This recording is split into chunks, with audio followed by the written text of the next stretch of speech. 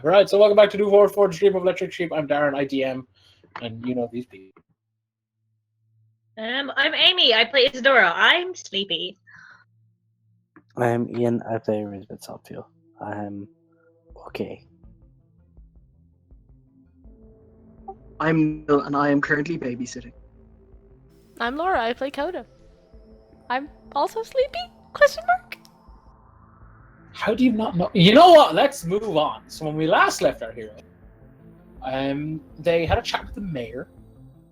Realized the mayor was not all who they said they'd be. Ooh, that's a good point, Darren. Open up the NPC file.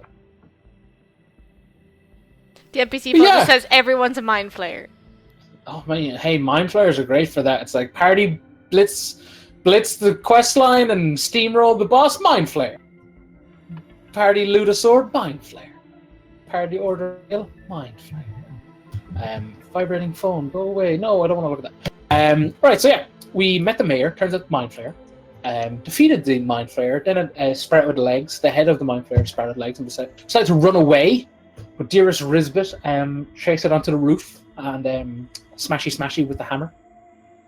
Isadora led our friendly Joss in true invisible form to the mayor's abode, gave them back the eye. They returned the eye, question mark? Like, you assume they would, because you did something. She ran off. Dearest Blurgan.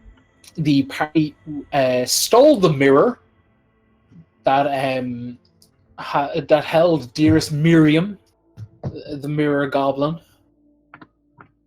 who Esme is a big fan, hashtag big fan.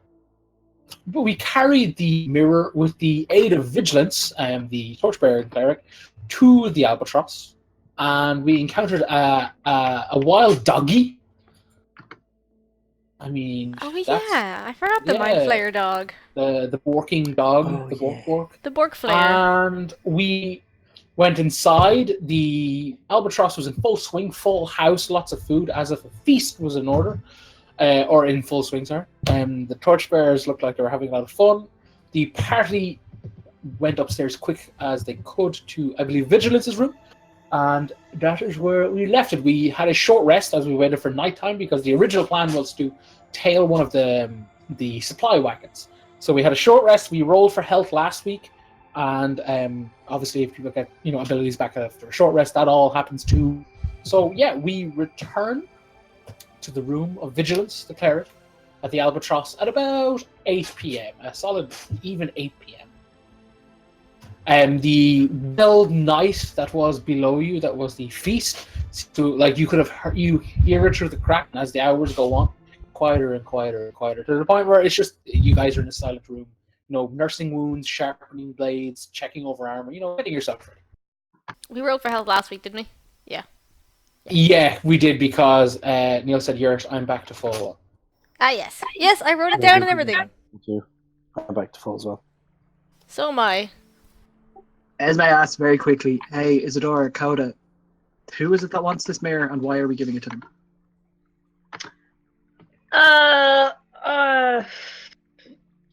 What's his fucking name? Oswald? The guy. The guy. He wants it for, apparently they have a buyer for it. And if we give it to them, you see, if we give it to them, they were going to help us locate the eye. But we kind of got the one on lockdown. But they will send their Quickling friend to follow the caravans bringing food in and out of town, just to get us a little more information about them. And just without opening a can of worms, why do we trust them to give us good info? Ooh, can of worms opened. Yeah, I know. I'm 100% aware of that, and I'm 100% aware of what's going on in life. But that I just it is a fair question. They did sort of almost. Well, they didn't try to murder us, but they weren't particularly nice when we first met them. Wait! Hold your horses there. Someone might have hit someone with a brick. Yeah, Coda will clarify. I think we nearly murdered him. Catching Fade to Black real quick, and an alpaca dressed up as a seeker is going to walk in and be like, "Yeah, they didn't respond well to the party to start because the party hit them in the back of the head with a rock." And what started that chain of events? Who got robbed? I'm so. Hey, Isadora, it's fine for Esme to steal things, but when a stranger does it, suddenly it's evil. Esme hasn't stolen something. She stole She our robbed hearts. entire town. She was robbed the entire town outside the Deeport. That was a while ago. Yeah, you robbed a load of poor innocent people, you bastard. They were all dead, Darren. It's not No, really they You're right in that there's no reason to trust these people apart from the fact that, like, we have something they want, and like they're, like, I don't know why, like I don't know like why they bother lying to us. If you know me. That's fair enough. But That's Anna. I just want to. I'm a little concerned about the fact that one of them is potentially a keeper for the hand, but maybe an ex-keeper. But it's still something to be concerned about. I mean, we don't have to give them a mirror. See, I don't know if everyone's aware of I believe I would call it like just my personal quest, like my personal ideals in life. Apologies. You're the worst. Anyway, Let the baby play D&D. Let him speak. Ask the baby what we I'm should sorry. do. No, I'm so sorry. He basically just says like, cool. Do we like? I want to talk to them about, you know, my network of criminals and nasty boys and stuff like that. Also, hey, vigilance. Have you sensed anyone who might be, I don't know, empowered by the Shroud, the god of murder in this town? Wait, is the Shroud the god of murder? No, it's the Shroud, the god of shadows and whatnot in this town, because I have to kill them. She like kind of like has been not in a trance, but just kind of like generally like, you know, in thought, you know, across like She's zoned out. It's been a long day. oh yeah, she's like very much like centering herself. Ooh, a mare. She's like, I haven't. I can try. Do you? Why is the god of shadows and such here? Oh, well, my friends met the god of shadows after I said no. And then he made lots of new friends, and now I have to kill them so I can become the head of the nasty boy. I think you kidnapped. Same into a burlap sack. She kind of like, you know, thinks on this and is like, have you tried asking the other like the guilty people that are in the city? Have you tried turning it on and off again? Yeah, like very much like, have you tried checking out your criminal contact, like the underbelly of the Orion? I didn't think I had one in Orion. I mean, you probably don't, but you just go to a seedy bar and start asking questions. It's not that hard. Or, you know, the fence that we know. A criminal backstory, you're not that unique.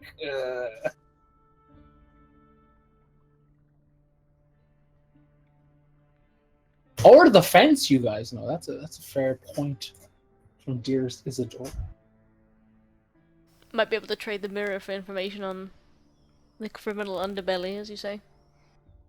Well, look. What is... like, what's our priority right now?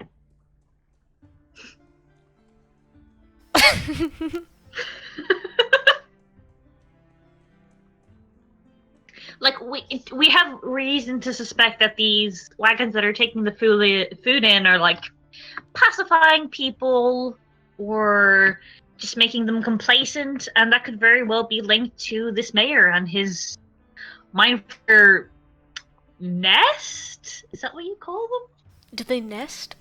I don't know. Do they hang from the ceiling like bats? I've never seen Ugh. one. I don't want to think about it. Well, we're gonna have to, because I get the feeling we're gonna find one sooner rather than later. Hammocks. They're very like a hippie commune vibes. Oh, the hammock district. Yeah! Why are you Mindflayers? It's like, just be, man. Honestly, if these are Mindflayer hippies, I'm gonna have to save them. And by save, I mean join them. Oh my god, imagine a mind flayer druid, but they just turn into other aberrations. I love it. Like, they're different animals, but they just all have a hideous squid face. Yeah. Yes.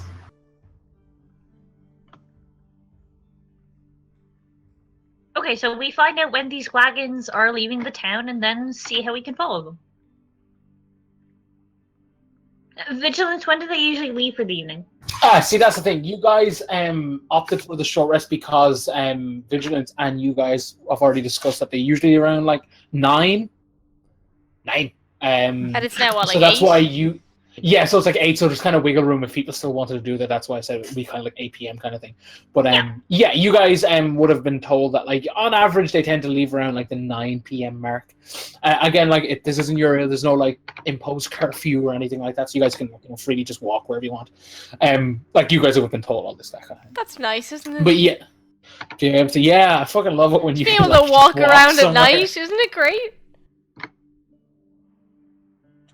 I just, oh god, no.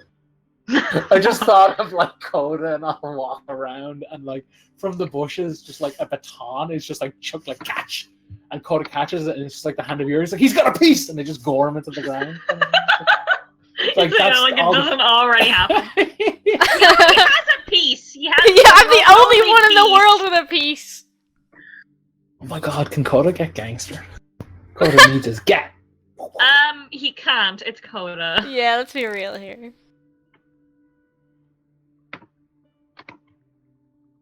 Were we told where the wagons were leaving from usually? It was like the market district, or? They kind of, it would leave from like both the fishing company, the market, and kind of like the watch. It's a case of like, like a public service kind of like area that like they'd like load up and like basically kind of like a warehouse that would like hold food and such that like like kind of a wholesalers sort of thing, like they kind of come and go, but it's very like not government, but like it's like the mayor's office sort of thing. They'd own warehouses, and then private sellers like in the markets can buy their food, and like places like the Albatross, they'd go there to get their imports, that sort of thing, like to kind of stock up.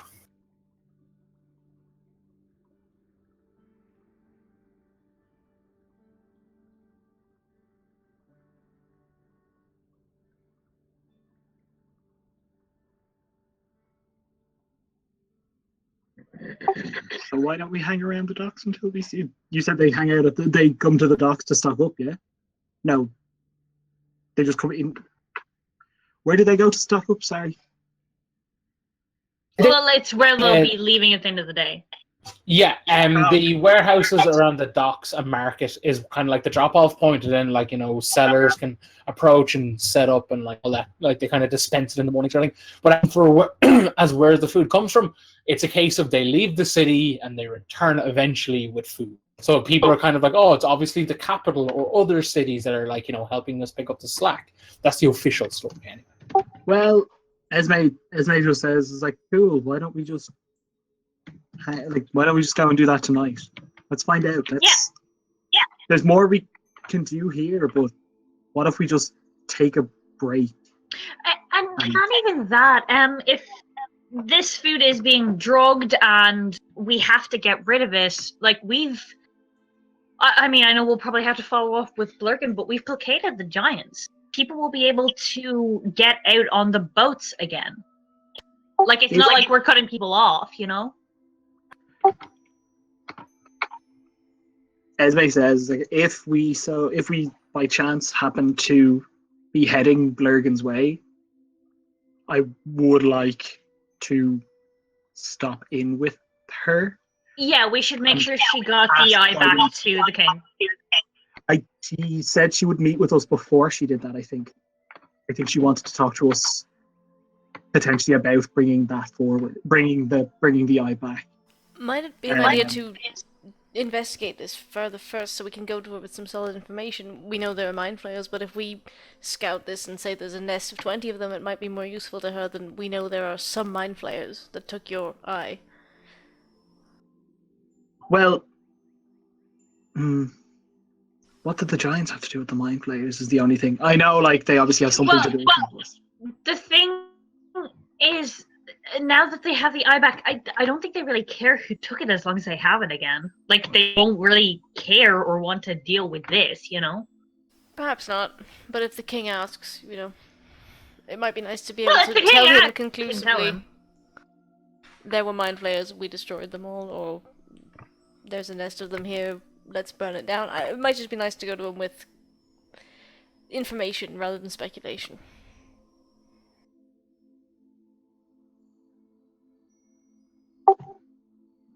Let's follow the trucks. Let's not overthink this. We'll find whatever's at the other end of where the food's coming from. Whatever's there, we'll go and deal with that.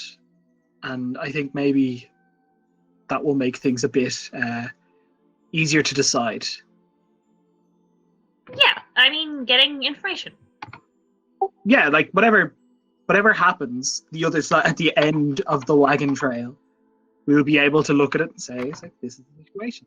Esme also turns back to the others and says, did anybody else forget we have magic cloaks that we can swim underwater with and breathe? Because I did, and I just remembered we have those. And now I want to check out the bay, like, a lot. Maybe tomorrow, or maybe when this is dealt with. But yeah, we have Let's those. go swimming! Pretty much, but in a Beach episode. I mean, out of character, practically, loads of ships have gone down in that bay and we can breathe underwater. The amount of loot that's probably down there, just saying. Out of character purely. 100% going to go and look for a war for it and not loot. Oh yeah, because this is where the whole invasion happened. This is where Orion, one of the other gods, Oh shit. as like, no, screw it, let's go. We'll follow the wagons. And then she just stands up dramatically. And she says, Miriam, if anyone tries to steal you, tell them I'm coming for you, but I'm coming back for you. Tell them not to. Ask them politely to not do that. Do you think I should leave Henry behind? Or bring him?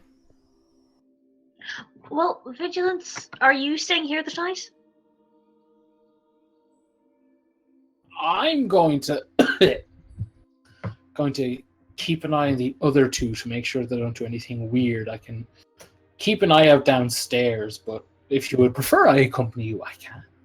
Well, no, that's what I was going to ask. If you're going to stay here, can you keep an eye on Miriam and Henry? Because apparently we just name everything now. Yeah, she looks them over and she's like, sure. That's no issue at all. Miriam is literally a person in a mirror. Miriam came with a name. We didn't name her. Well, you named that weird chest. Don't start, Coda. But weird if he leave didn't have a Henry name. Okay, thanks, Midge! That's good! I'll like unpack essentials out of Henry and then like get going. Oh yeah, Yeah, no, I that's guess he cool. did. Yeah, how does it feel to walk around?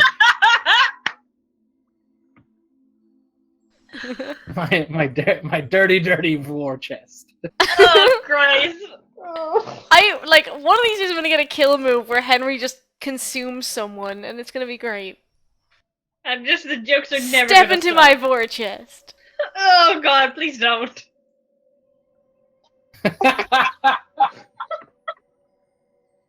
Esme sneaks out of the room, and then when people ask, Esme, why are you sneaking? She just says, because I can, and then continues to do so.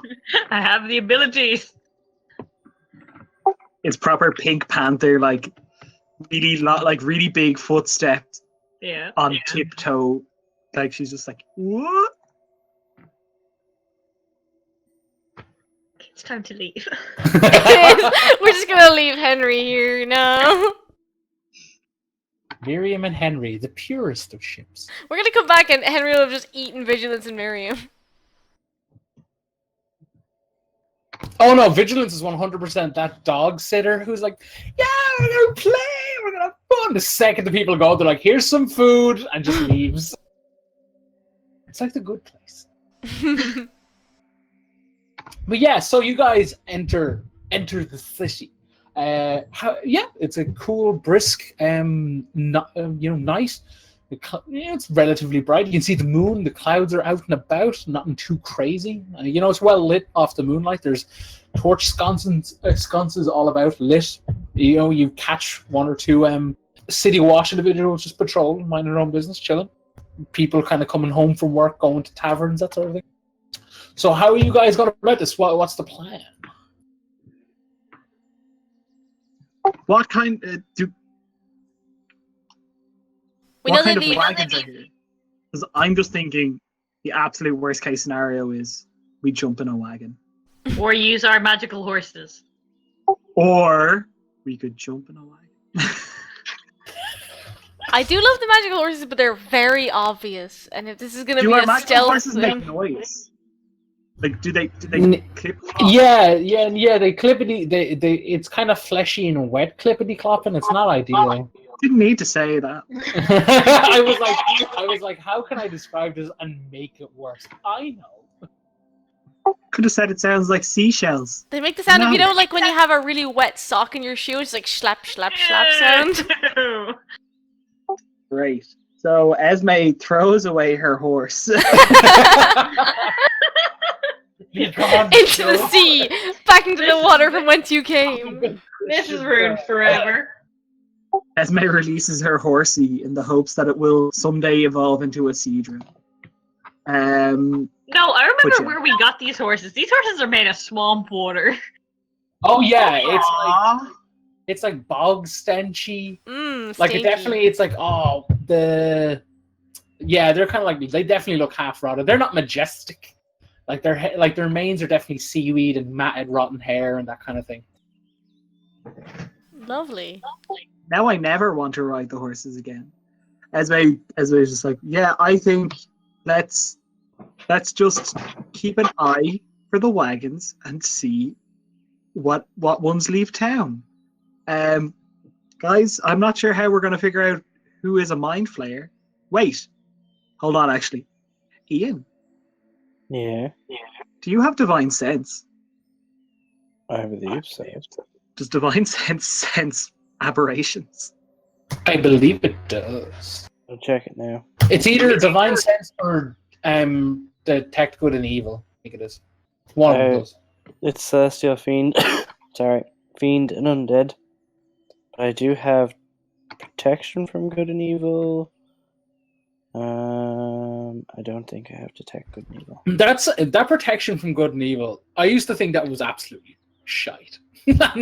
My sister took it on her ranger when she leveled up last week. It's fucking deadly. If you cast it on someone and you're against like an undead monster, it just constantly has disadvantage until the 10 minutes are up. Obviously, if it hits like the person casting it and like concentration's broke, that's fine. But like until then, if you like went up against a lich, just cast it on like the squishiest or the tank, and the lich is fucked. It's deadly. Hold on, I do have detect good and evil. Nice. And that I'm pretty sure that detects aberrations if I remember correctly. Yeah, so it's aberrations, celestials, elementals, fays, fiends, or undead within 30 feet, as well as know where they're located. Similarly, if there's an object within 30 feet that has been magically consecrated or desecrated, I can tell where it is. You can penetrate most barriers that is blocked by 1 foot of stone, 1 inch of common metal, a thin sheet of lead, or 3 feet of wood or dirt. Okay. And is that what level spell slot is that? 1. So you could do that like once or twice without. Yeah, Messing I've got yourself too 2 bad. 1 level 1 spell slots left. Oh yeah, because we didn't long rest. Yeah, we back. sure. Yeah. Would it be better to do that like now and see if we can spy something in the market, or do that like when we get there to see like if there's a nest or something? It's only 30 feet, so. All right. How visible is it that he is divine sensing? Like, is it just in his eyes, or is it like literally the entire world? He's glows just around him? glowing and grows Is angel it wings. is it what is it vocal, somatic, or Vocal somatic. saying Rizvit and then Hound Scar's like, okay, Rizvit, you're up. And he's like, divine sense. Like, huh? I mean, technically, I'd just say like his eyes would gloss over a little, like maybe, let's see, detect good and evil, probably like kind of a slight transparent kind of radiant color, maybe a little golden hueish, like not like blinding light or anything, but like his eyes would just certainly have a more radiant tint if you got up in his grill, but like they're not going to emit light or you can see it in the darkness or anything like that. Cool. I'm I'm pretty certain Bloodhound Risbit is the way to go on this one. We locate the Mind Flayer merchants. We follow the Mind Flayer merchants. It might not even be Mind Flayers, but if we find one, then we'll follow them. Well, yeah, that's the thing. How likely are they to be, like, in the town itself actually delivering stuff? Chances are they've got go-betweens. Well, they were the mayor, so they probably have quite a few people in disguise in here. Well, no, he was only in disguise because he had the mirror. Could there not be multiple going in and using the mirror and going about their day? Well, we have the mirror now. So what if we become Mind Flayers? No.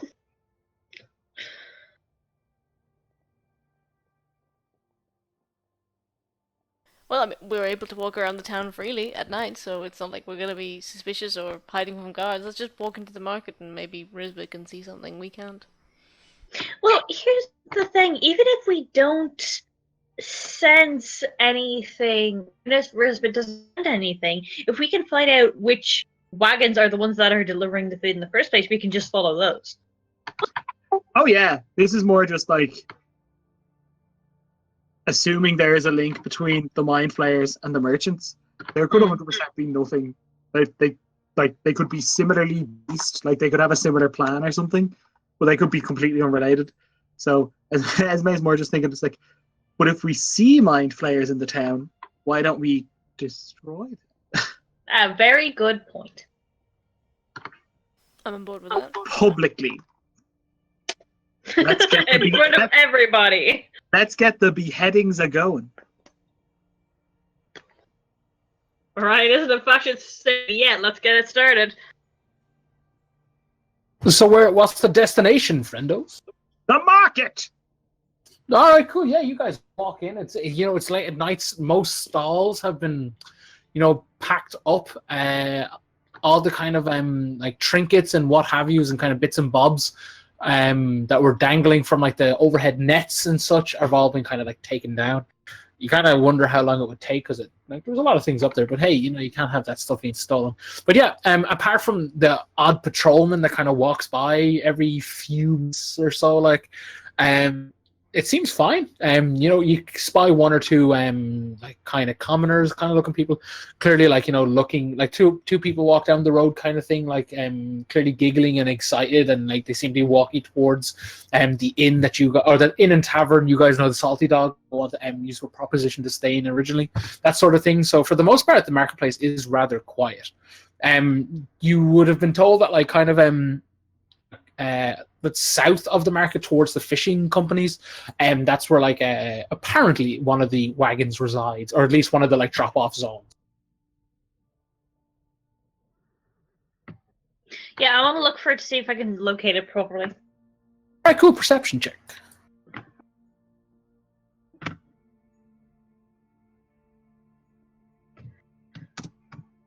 Like for the entirety of this, Miss Esme is just like talking in like a more She's detective just voice. monologuing. Yeah.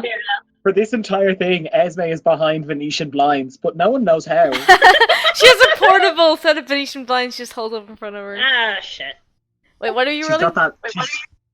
Perception to see if I can locate exactly where the drop-off wagons are. Can I have a go? Yes, Yeah. good. Oy. Hey, between the two of us, we got a 20. Nice. That's how these things work. Yeah, that's how D&D works, right? You guys scour the streets, the marketplace, looking. You aren't making much time. There is a large creak and crack, and 9:15 on the dot. You hear like warehouse doors slamming shut, and you can hear the sound of like cart on and hooves. Like just a slow jog, but like it's a case of it's rattling out on the empty cobblestone, so you're not entirely sure which direction it's coming from. Can I attempt to perceive which direction I'm coming from? Yeah, give me a listen check. Yeah, you guys are kind of everyone. Wait. Esme kind of cops that it's coming a little bit behind you guys and a little bit down southwards.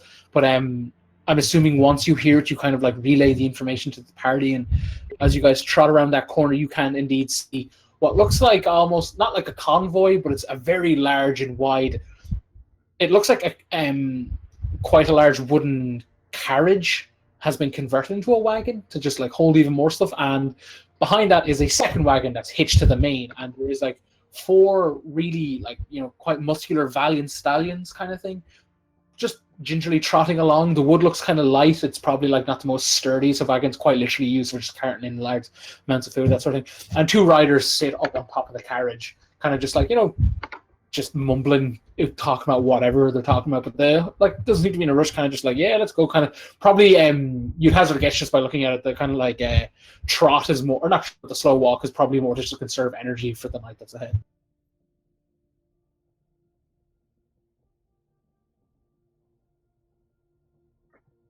Esme also trots behind.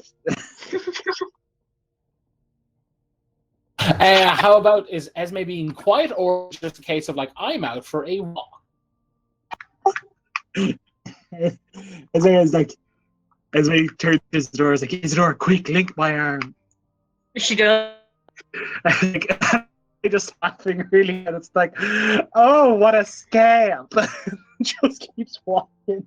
Give a performance check, Neil. You should have heard what he did at his sister's debutante ball.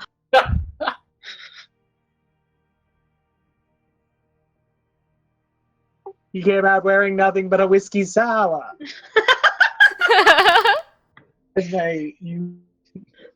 Esme is very convincingly like, aha, they wore the same dress, aha.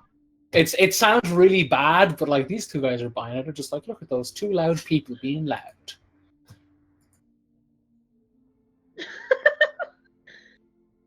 Well, that's our cover, guys. Esme's just going to go on a high society walk with Isadora all the way to where we're making this video. Loudly gossiping behind the carts. Yeah. Risbit and feel Coda like- are following with like a cutout of a bush. Thing, like, No, I we're feel like- under a box. Does it have a big red exclamation point over it? I feel like that's pretty much the cover to get us down to like whatever the gate is, and then once we get to like the gate and they're moving on. yeah, essentially that's what I was gonna say. No, get on the horses. Yeah, like you guys essentially use this cover to like follow them nonchalantly to the city gates, and the gates are open again. There's just sentries on duty, and like they're kind of like, oh god, hardly working, or what's the one? Working harder, hardly working. Yeah, that's the one. Hey, Bill, that kind of like, oh, yeah. It's like, oh, say hi to the kids for me, that general just like hi workman's kind of thing. And they wave on and the carts go on out. So yeah, there's a bit of a gap between you and the city gates and the carts, but how are you proceeding? Will we just wait a few minutes and then let them get a bit ahead of us, and then we can kind of follow on? Yeah. Yeah. That's good. The world map.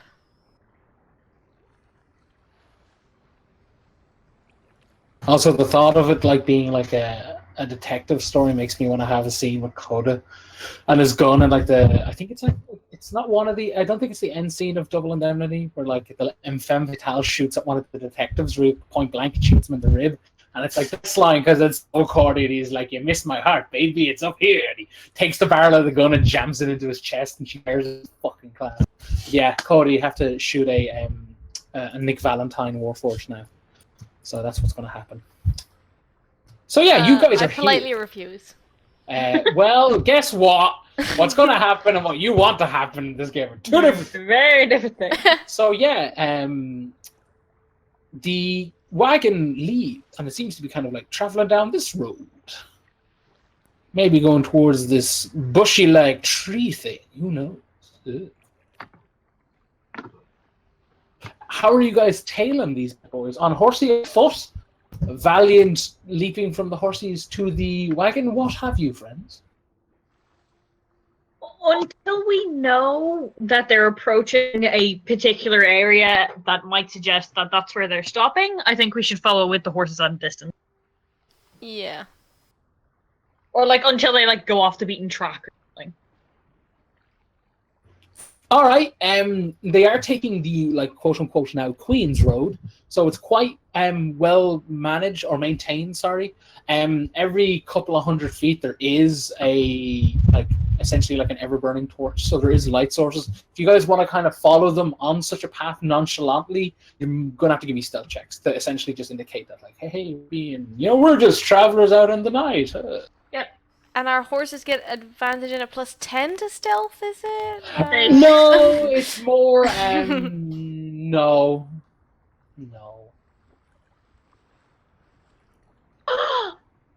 Are you serious?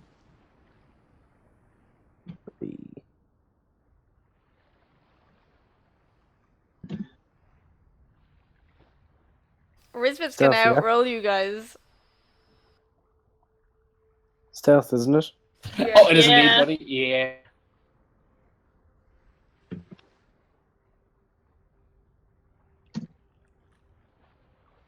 Yeah. Still outrolled? Risbit, Isadora, can I have an animal handling check?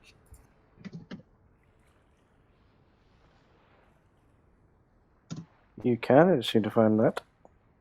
I'm I believe it's on a wisdom. If you're not trying to, it's more than likely sure what I do. is. Okay. Green. Okay, cool. Yeah, guys. Essentially, you guys are like, shh, horsey, be quiet. And it kind of rears up, like, makes a load of noise. Really no amount of noise. But you guys are about to, like, whoa, losing control. And about to get kicked from it, but you guys both kind of, like, manage to calm the steeds down enough that you don't fling and go flying out the back kind of thing. But yeah, you guys have made quite the commotion. The wagon ahead of you has certainly not reacted. They haven't bolted off. No one's turned around or anything. But unless they are deaf, they most certainly heard the massive commotion and are aware that there is like some loud horses behind them.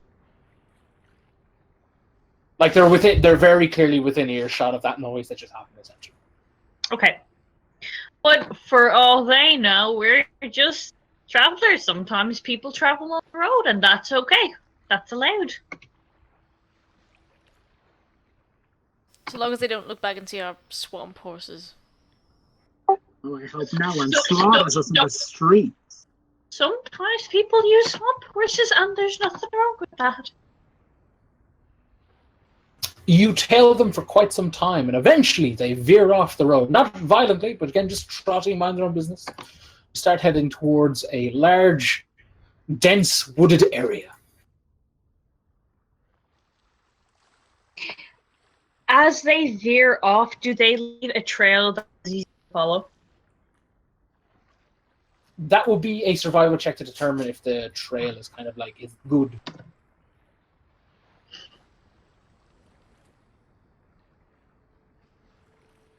Seventeen.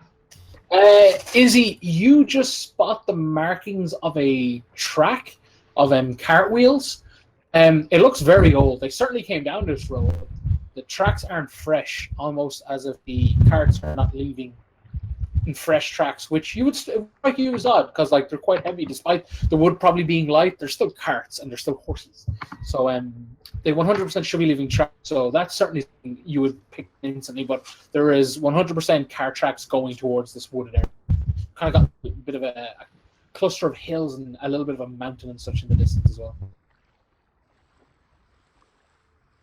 With that, would I be able to tell if we got off the horses here, would we still be able to, like, even if we're going on foot and we're going that little bit slower, would we still be able to follow them? You would not, if you essentially to like keep up and continue to be quiet, actively, yeah. You'd probably be a little bit behind, so you might not be right behind them if they did something out of the blue. But as long as essentially everyone keeps on their toes, you should be within eyesight at least. Do you guys want to keep following the horses or go by foot? a foot might mean less chance for bad things happening. So yeah, I'd be inclined to do that. That's what I Alright. thought too. Goodbye, horse. And she dismisses it. Fare thee well. Cool, guys. Going forward, stealth checks, please.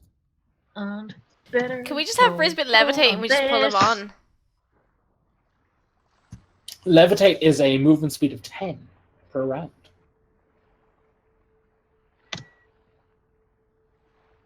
God, what the hell? I rolled an 18 and a 20. I don't know what's happening. Nice. Risbit. Nice. We need to get Risbit some Ugg boots so he can sneak well. Yeah, you guys proceed forward. Risbit's armor clanking a little, his maul kind of booping against his butt as he walks. It is rather loud, rather noticeable. You press on. Ahead of you, you spy again the cart and drivers. Just kind of a large formation of natural rocks. It seems kind of an open, kind of like a wooded den area. One can dance out their anger if they wish. But yes. You see one of them holds up kind of something in their hand, and it's almost like they tap it with their thumb twice, and you kind of pulsate blue a little, and you see one rocks, literally just as if on gears, just slides over to the right, and they start leading these carts out into this cave. You hazard that, as they're going down, you see the rock starts to buzz and slowly starts to move back across. It's a case of athletics dash to make it down, friends, if you want to make it before it closes. That's if you do wish to make it before it closes. If you want to just know where it is and leave it be, but if you want to make it down before this thing closes, it will be athletics. How far? What distance? Probably about 40 feet.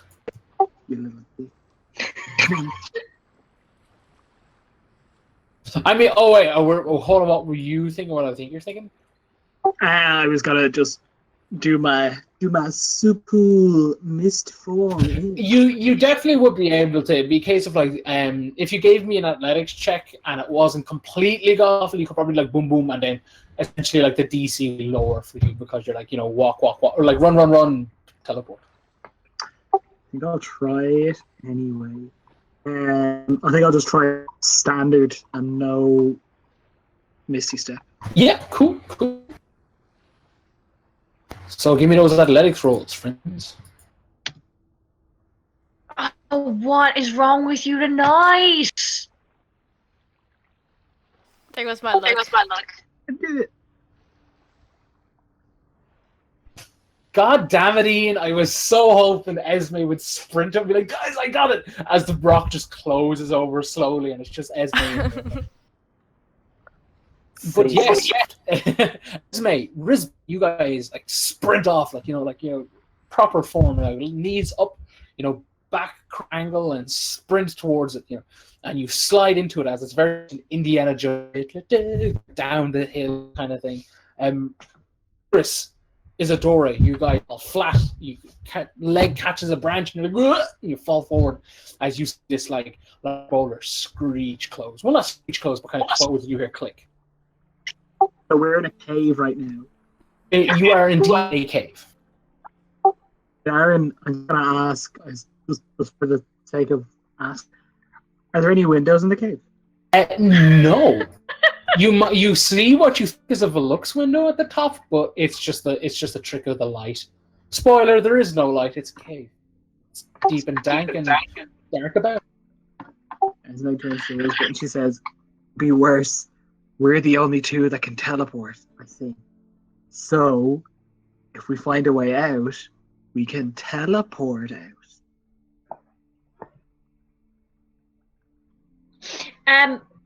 Meanwhile, on the other side, can I can I detect magic to see if I can figure out the spell or whatever that they were using to open this rock?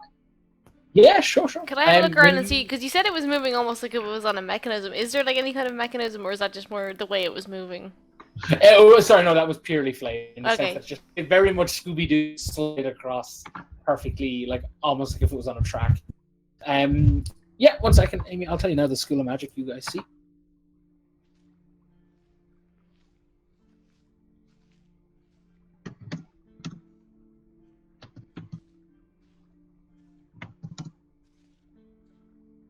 Abjuration, buddy. Now the issue, I could. Well, Oh, maybe. Oh, hold on. She tries dispelling it.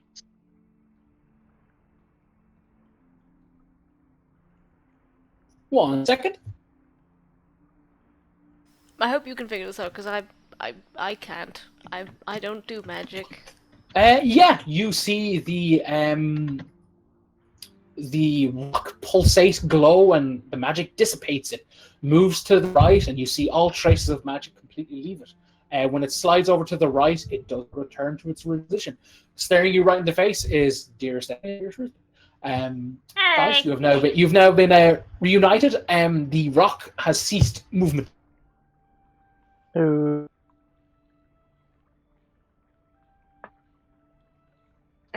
We should move quickly because I don't know how to put that back the way it was. Oh yeah, definitely. Ismay just starts walking or like walking.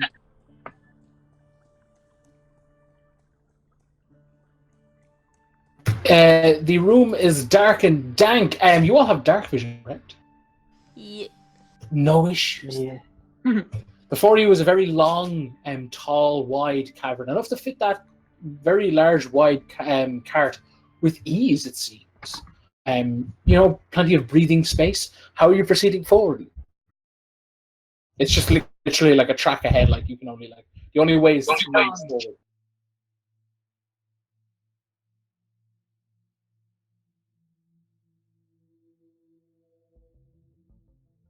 Yeah. Whoever wishes to sneak, give the rolls. I did that wrong. I'm wrong too. Yeah. Wow, 32. Thank God. Here, Neil. Can I pass to Ian? Yeah. Just take a. Well, actually, no. I think you take 2 levels. Can we take the average? Just take 2 levels in cleric and go trickery domain and just give him +10 to all the stealth roll. Or learn pass without a trace.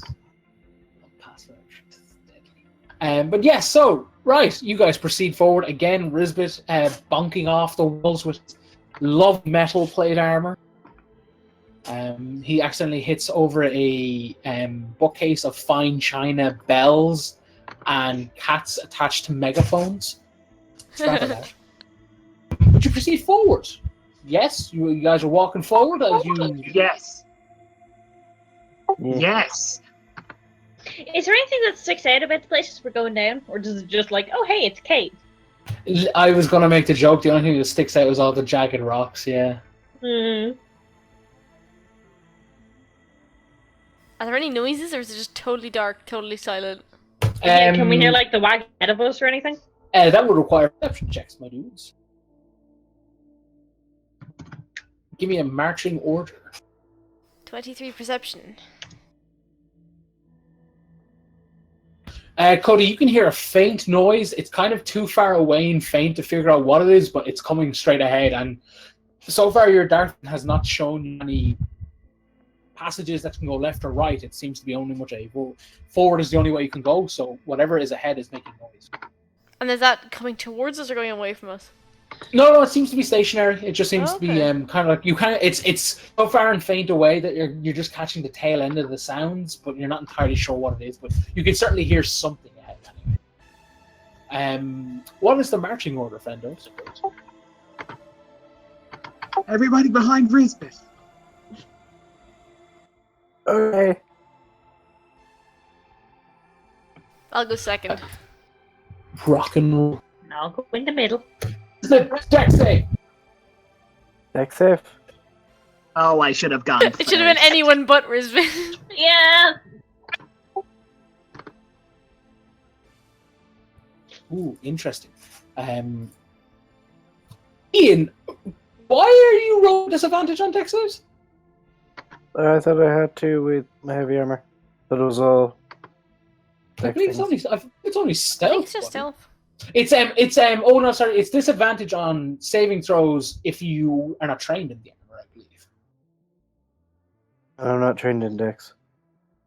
No, but I mean, you're not trained in wearing heavy armor, but you are. You're proficient in heavy armor. Oh yeah. So it's only disadvantage on stealth rolls, not just deck saves in general.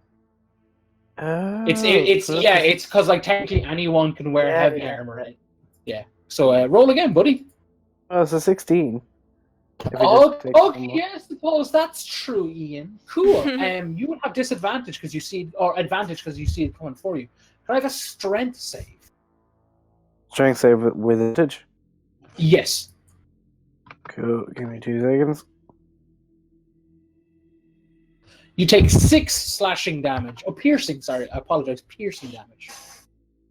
If I save. No, just in general. You saved over it, so you take half damage and you have advantage on the save throws because you see the teeth coming at you. Ah.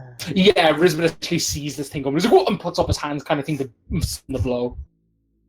There you go. 20. Yeah, it's very much. You hear as Risbeth's walking forward, you hear a thread snap, and all of a sudden, like out from the wall springs this like winch, like with claws that's coming towards, like big jagged, almost like teeth, and it slams into like essentially hit Risbeth wall and pierce his armor. Risbeth, you take a total of 6 piercing damage, but you kind of catch the teeth in your hands as this thing swings into you, so you kind of catch it like and just manage to kind of like put your head down and let it snap against the wall, so you're not pain.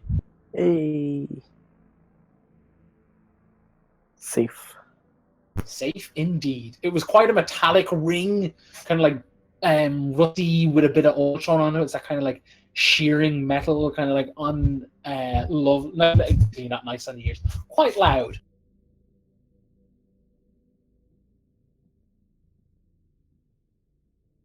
I can imagine Esme just like suddenly starts monologuing out loud in the silence as we sneak, just like catching everyone's like, "Oh God, please stop." No, Noir, everything is better. It's like that's like science. So yeah, guys. You proceed forward, yes. Yeah. Before you is a large hallway yet again. You continue forward, and as you get closer, you kind of feel your chest kind of like You guys ever been to a concert? The bass, like your insides pulsing against the inside of your chest, kind of thing. There's no noise, but you feel this kind of like tension on your chest as you move forward. You can hear metallic noises, gurgling noises. After a while, you're 60 feet of vision. You guys see that there is certainly like large opening ahead, possibly into a large cavern. You're not too sure. It's kind of got an echo now, but the loud noise seems to be coming from this area.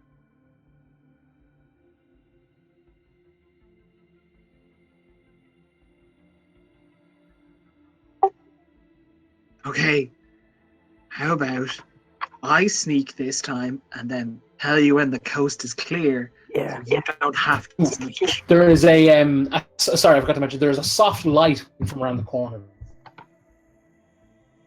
I'm still okay with sneaking. Okay. Okay, Esme sneaks on to her. Yeah, give me a roll, buddy. Yes!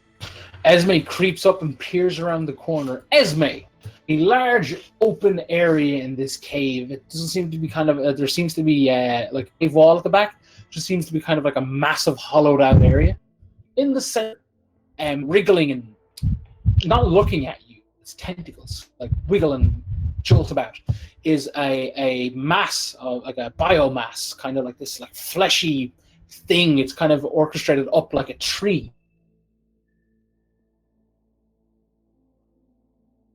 A Mindflayer, barks orders at what looks like the 2 individuals that have been brought in, that have brought the carriage in, and it's pointing at this kind of weird biomass tree area that has eyes and tentacles and is kind of like, gurgling and making not so lovely noises.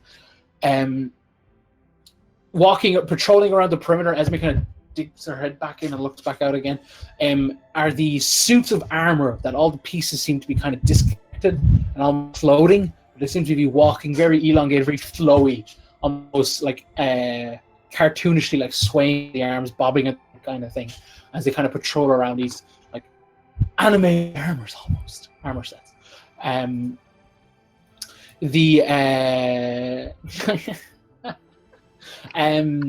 the cart is parked up, and you see this weird fleshy thing arc. It's like one of its large tendrils over to the cart that kind of has like, and this one's kind of thick and kind of pasty white, and it's kind of got like an orifice on the end of it, and it starts to like pulsate and like almost like a gagging motion, and starts producing like fleshy browny into the cart. And see these humanoids, these two of the two drivers and others that seem to be wearing the like city wash uniform and kind of just commoners gear. There's a handful of like, they look very brainwashed. They've kind of got that dull glow eye, that blue glow you guys saw in the Drow many moons ago in Uria, and they're kind of like almost zombified, and like this Mindflayer is like pointing at like the cart, and clearly it looks like if it was saying something, like, you know, its head's, you know, furrowing its brow, and you're like, yes, master, that kind of stuff. And you see the Mindflayer is kind of like moving its hands as if tracing arcane sigils in the sky or in the air before, and you see that these like pulsating, mushy like chunks of like flesh almost that kind of like it literally looks like placenta, guys. I won't be there. Starts to kind of like twist and warp, and it slowly becomes an orange and an apple and a little bit of meat, and it's this entire process of like this thing. This entire process is just undergoing. And Esme, at the feet of this Mindflayer, you see the secretary of the mayor, lying on his back, I believe. Eyes like rolled back, terrified expression, and a fresh burrowed in hole in the forehead. Here, lads, get one for him. Hey, so Esme gets in the ring. Hey guys, so Coda, remember that one time you blew up the you had that big old explosive thingy, and I can't remember what we used it on. I think it was the thing in Shaylin. Remember you used that thing in a Shaman, the big old bomb thing? Yes. How long did it take to make one of those? I think out of character was about a day. I can't remember.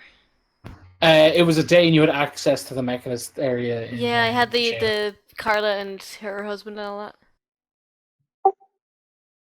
So cool. We need like 100 of those. Why? Oh, there's a giant like nest of Mindflayers, and we need to blow up the mountain and bury them under it. See, that would take quite a while, and we're sort of in the nest. Is the problem? Do you know? So what? So not to start an argument here, Coda, but if you can't provide explosives, what's the point in you inventing? Anyway, guys, this is Giant Brain. I'm gonna leave now. I don't know how to kill that other than throw Rizbit at it. I mean, that works for most things. You just throw Rizbit and it dies. I mean, Rizbit, would you be interested in like attacking a pink tree? So there's the flare, there's the green tree, and like how many other people are there then? Darren, how many Mindflayers do I see? There is a single Mindflayer. There is about maybe 3 or 4 humanoids. Like there's an elf and 2 human, probably a half, kind of like bewitched humanoids. And there is about 3 sets of these patrolling guards and a single Mindflayer. And the pulsy weird thing. Guys, what do we do? Darren, has Esme learned Fireball yet? I think she only gets that when she learns Shotgun. Darren, Hello? Another question very quickly. When does Esme get the Fireball upgrade on the rod? She has to kill the Elder Brain first. She has to reenact the scene from Alien where Sigourney Weaver has a flamethrower. You do not repeat the requirements of the class. You do not have a small ginger cat called Jonesy with you, so Sosbud. You gotta save scum and reload it now with the knowledge that you have, that sort of thing. But I've got Coda. Like, that's pretty much an Hey, annoying cat. whoa. I love Coda, but Coda is no Jonesy, okay? Coda is no Jonesy. I'm so glad I rank lower than a cat. The true hero of the aliens. I know, Jonesy's pretty great. I'll take that. I'll accept it. And look, to go over the joke, guys, what are we going to do about the brain? Or not brain? What do we do about the tree? I feel like we should kill the tree. I don't know, but I feel like we should. Also, so Darren, how big is like the area that this thing is in? Like, is it because I'm imagining like a giant underground area. But I feel like it might not actually be that. I feel like it might be smaller than I think. Nah, it's like probably like I'd say the entire area is like 60 feet across and maybe 60 or 70 feet wide. Like the fleshy mass that's making this thing is pretty big, but it's quite thin and veiny. It doesn't look like it'd hit you hard if it did slap you with one of its tentacles. Yeah, no, it's a big enough area, but it's not like gargantuan by any chance. You can see the ceiling, you can see the back wall just about with your dark vision. You can see the wall to your right, and you can kind of just spy the wall on your left, that sort of thing. So it's within your dark vision parameters. Esme says, "Hey, so Isadora, how many of us could you make invisible?" Like I can cast invisibility more than once, but then that's using up spells. If you get like, what's your plan? Is it You want to achieve? Does invisibility not apply to more than one? It only, I believe it's yourself, but if you want to do yourself plus one, it's like it goes up by a spell level. So I think Let me four double people check. do I'm not. Let me double check. Yeah. Don't know about that. I think I've used invisibility twice in the entire time I've played D&D. I think we should turn Rizbit invisible and have him float up to the tree, and then have him break invisibility by slashing it in half with his sword. It's I one like that, additional to be creature fair. for each slot above second. Okay, I'm trying to figure out what's the difference between this and greater invisibility. Greater invisibility, I think, lasts longer. And No. Well, the only difference seems to be invisibility uses a material component and greater invisibility doesn't. Oh, okay. But greater Maybe that's invisibility okay. only lasts a minute.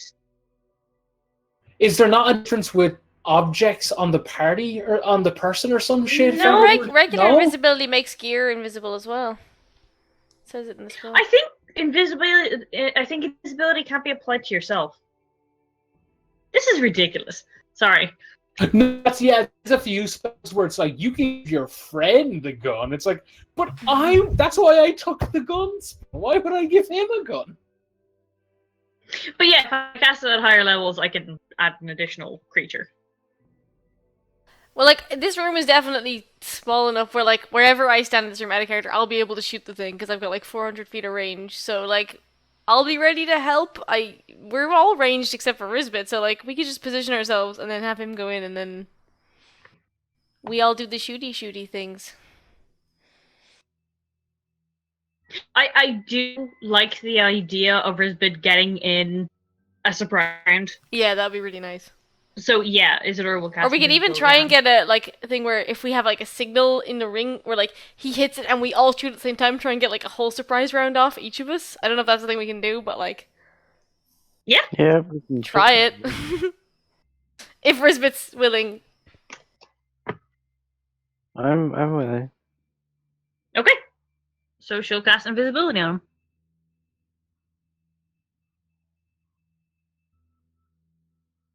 Cool. Alrighty. So Rizbit, what are you doing, baby? Just confirm the plan. I'm hitting the tree thingy, right? Yes. Yeah. Okay. So Darren, Yes. See, how long does invisibility last? An hour. Oh, okay, great. Or until I cast another concentration spell. I'm gonna float.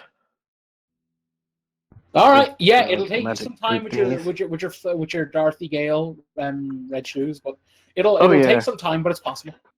Yeah, that's how I go in. And it's just gonna be Literal like, angel keeping an floating eye down out. from heaven to destroy evil. Pretty much. Now I need me wings. But like as I'm going through, I make sure I'm not gonna like bump into anybody. Okay. Yeah. 'Cause you- Yeah. Like No. it's more a case of it just takes some time. So you Oh, guys yeah. are essentially like waiting for Risbet to like initiate the slappity slap, correct? Yes. Okay. I guess let me just set this board up 1 second. And like the second he attacks, we will also all make our Yeah. move. I'm reloading and aiming. Because I don't want to be out of bullets. Just in terms of plans of attack, do we want to have like? Do we want to focus fire on one thing? Do we want to attack the big, lumpy, producing, strange Slurm Queen? Do we want to attack the Mind Flayer? Do we want to attack the guards? Do you want to do? What I want to do for my first move is use those gloves, so the cone should get the Mind Flayer and the weird tree. We should probably concentrate fire on the weird tree, but obviously, if anything is right up on us, take care of that first. Yeah, I feel like we go for the tree, but if like it's a case of the Mind Flayer has grappled Risbet and is trying to suck his brain out, we all fire on the Mind Flayer kind of thing. Yeah. Yeah, no, that sounds good. I just wanted to confirm. Like safety first, but let's go for the tree if we can. Yeah.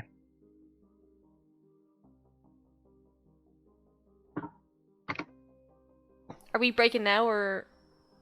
Yeah, let's break now because I need to set this up. Yeah, give you a minute to set up your battle board. Yeah. I thought I had more tokens. But yeah, guys, meet back in 5 minutes and we'll slap down some weird stuff. Yeah. Right. So, Let's go. Risbet, Yeah. you waddle on over here, I believe? Question mark. I don't like how in the middle of everything he is. I'm scared. Ooh. Be fine. If I get turned, it'll take me like a turn or two to get to you guys, so you're fine. Oh god. Risbet, you are indeed visible. What do you Cool. So, into the ring. So actually, just to clarify, this is going to be a surprise round if I start the attack? Correct. Cool. I can't remember how many third level spell slots I used last week. I think I used them all. I'm genuinely unsure, buddy. Yeah, I did use them all. So into the ring, I'm gonna say on 3, we all attack. Esme as does the joke of on who's 3? Like, is it 1, 2, 3, go? Or 3? But that Esme has passes over. disadvantage now. No, it was a joke. The moment passed. We didn't do the joke. And with this, I'm gonna cast 2 level 2 spells on the thing as well. Nice. That is So a it's good thing gonna to be bear 1, in 2, mind go. before this goes down. If you get like swarmed, Misty Step is always a thing. Yeah, that's why I'm using 2. I have 1 left. Yeah, no, if that's what Risbet does, Risbet raises them all high and make your rolls. 1, 2, 3, go, and then rolls. Hmm.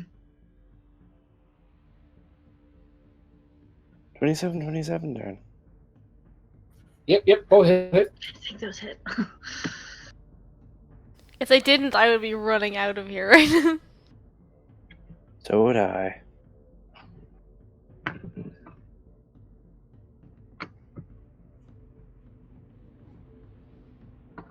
That's a lot of nice.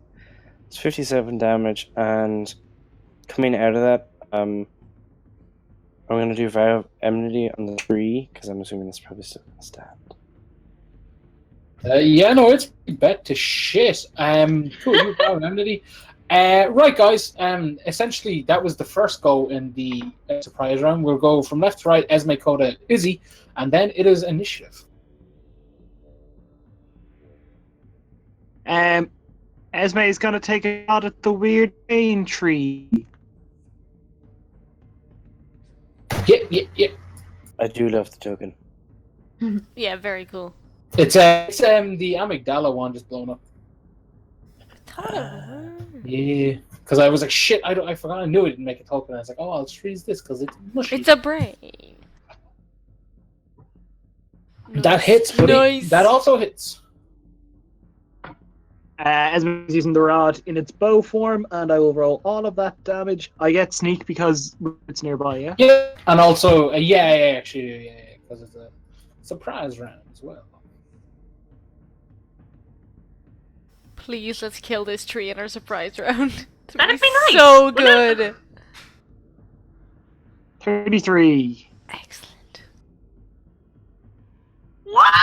It burns. Oh my It God. bursts into flames and squeals, and it starts to pop almost like popcorn, as you see. That's not good.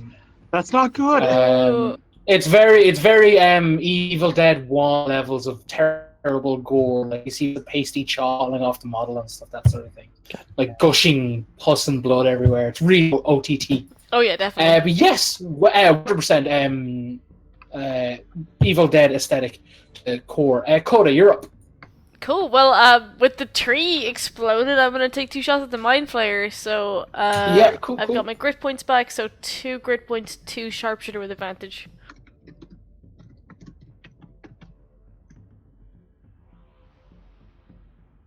Does the 14 miss? I assume. The 14 does miss. Oh, Coda. 16 damage. Yeah, fuck it. I want to make the most of this surprise round, so I'm gonna action surge. Wait, why did you damage a 14? Oh, sorry. Oh, it's 21 hits, I assume. Oh, Right? sorry. I only saw the. Yeah. Sorry, yeah, okay. That's why I was like, wait, there was only one roll. Okay, yeah, I'm gonna action surge. 1 more with advantage, 1 without.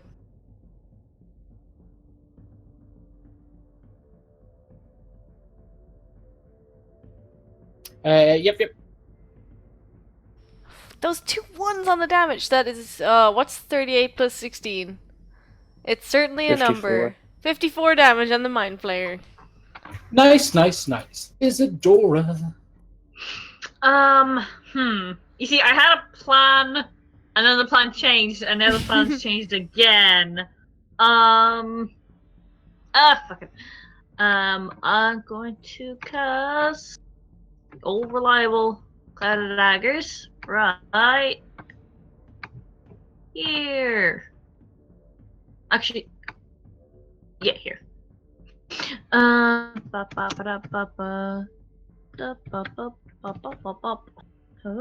This has been a very successful surprise round, everyone. Well done. Good job, team.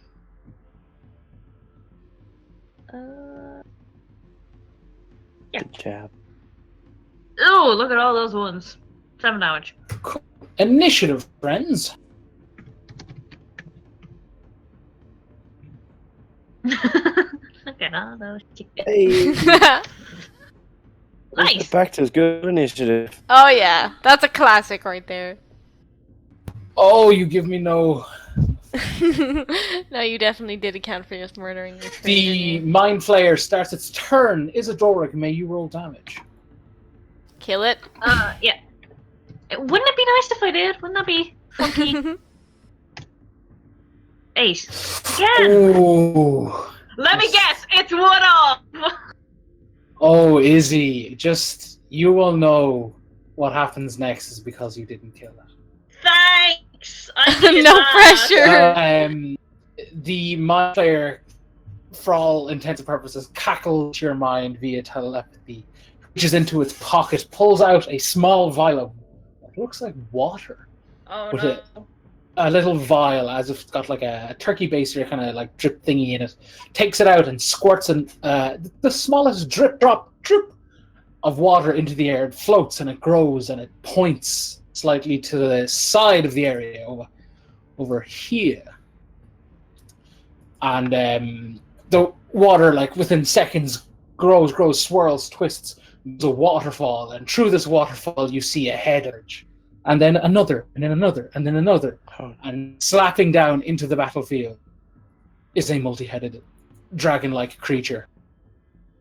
I realized the What the fuck? Where did we get that vial? I want one. It puts it back in its pocket, and it certainly looks like there's more water in it. Yeah, I just Guys, let's get a Hydra summoning vial. I put the weird square as the token just to make sure, like, it's like the even square, so people know where it is. Hydra, me daddy. Well, excellent show. No, it's actually Esme's go. I'm gonna fight the This Mind sure makes Flayer me though. feel good. I'm gonna fight the Mind Flayer though because honestly, that's a many-headed Hydra, and I feel like Rizbit was born to fight this. I feel like the minute that thing stepped out of the waterfall, Rizzo was just doing the Oglaf Labyrinth face. Just like...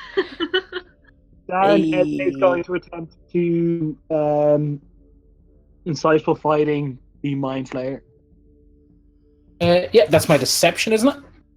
Yep, deception versus Esme's insight. Is it 25, buddy? Cool. She's just gonna take a shot then. 20. Aw, Esme. She does 6 damage. The arrow strikes true its forehead. I Oh. cannot believe I was so close to One killing health. this and Amy, stopping Amy, this it from had one happening. health. And I'm so mad. I'm so mad. At the same time, though, if you'd done one more damage, we wouldn't have had this cool Hydra fight. So, you know.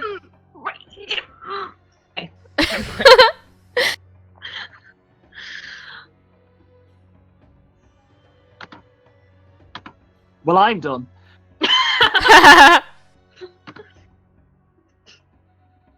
You're about to get slapped. Clank, clank, clank, clank, clank, as the animated armor runs towards Esme. Stay away from me, Freddy from Five Nights at Freddy's. Oh, I shan't. I get hit by the second.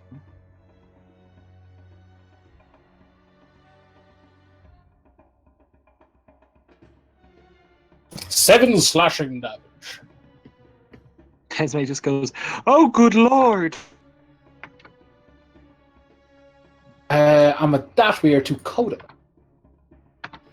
Cool. I'm gonna... Well, like, out of character, should I go for the Hydra or some of the lackey dudes? Probably the lackey... I don't want to be slapped to death, so I'm gonna shoot some lackeys.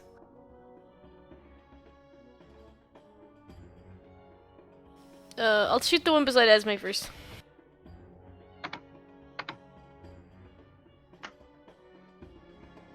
Oh, and I have to reload, so I can only do one attack this turn. So that's a 20. 20 strikes.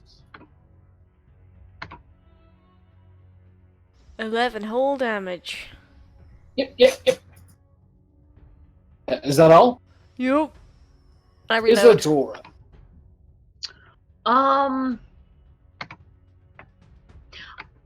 These, like, 2 lads at the back that were loading the wagons, what do they look like now that the Mind Flayer's dead? Their eyes stop glowing and they're petrified. Fright. That's grand. I'm going to cast Heat Metal on this lad. Oh, nice. Yeah, cool. What save is that? Or is It's it a not save? a save. Oh, yeah. It is straight up 8 damage. That's such a cool spell. 10 damage. Yeah, that's cool. You see the animated suit of armor begins to glow red hot. Super hot. Such a good game. Cool. Is that all, Amy? Oh, the Clouder's Daggers is gone. Cool. I'm gonna... The Hydra blows down. No. It's gonna make 3 hi. Away It's from me. gonna make 3 attacks and 2 with Izzy. It has 5 attacks. It's got 5 heads. I hate Oh. this. Get away from me. So first 3 at me, yeah? So a 12 and 18 versus Isadora, and a 14 and 8 and a 14 towards her. Nothing. 18 hits. Isadora, you take 10 piercing damage as this man bites into you. Cool. I love that the Mind Flayer got the opportunity to bring this into our lives. Same, I'm so glad.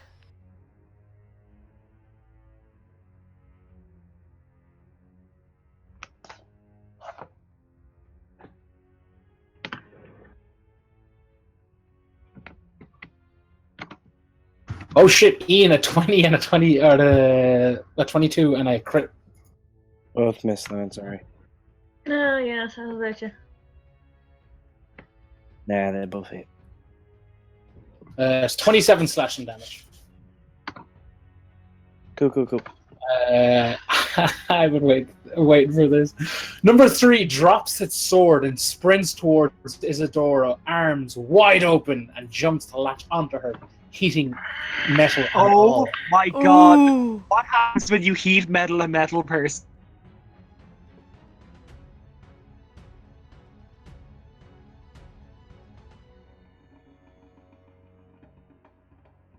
Her Amy, fake 17 skin's versus... gonna melt off. Yes, 17 hits. You're grappled. Ooh. Can you roll heat metal damage, please? Is this going to affect the armor as well? Oh yeah, 100%. Ride together, die together kind of thing. Ooh, cool. You both take 10 damage from that. Isadora screams more with annoyance than pain. Number 4 runs over the burning goo. It's also worth noting, the second that this thing starts crackle and pop, burn and melt away, the food in the cart immediately turned to its fleshy, pulsating, pulpous kind of form. Ew. So Everyone's imagine the been surprise eating everyone gross in Orion is going to have. brains.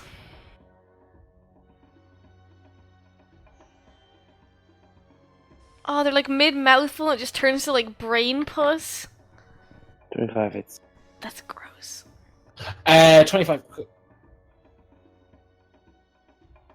Oh, that was, Jesus. That's a 30 slashing, Gene. Holy shit. They are rolling well.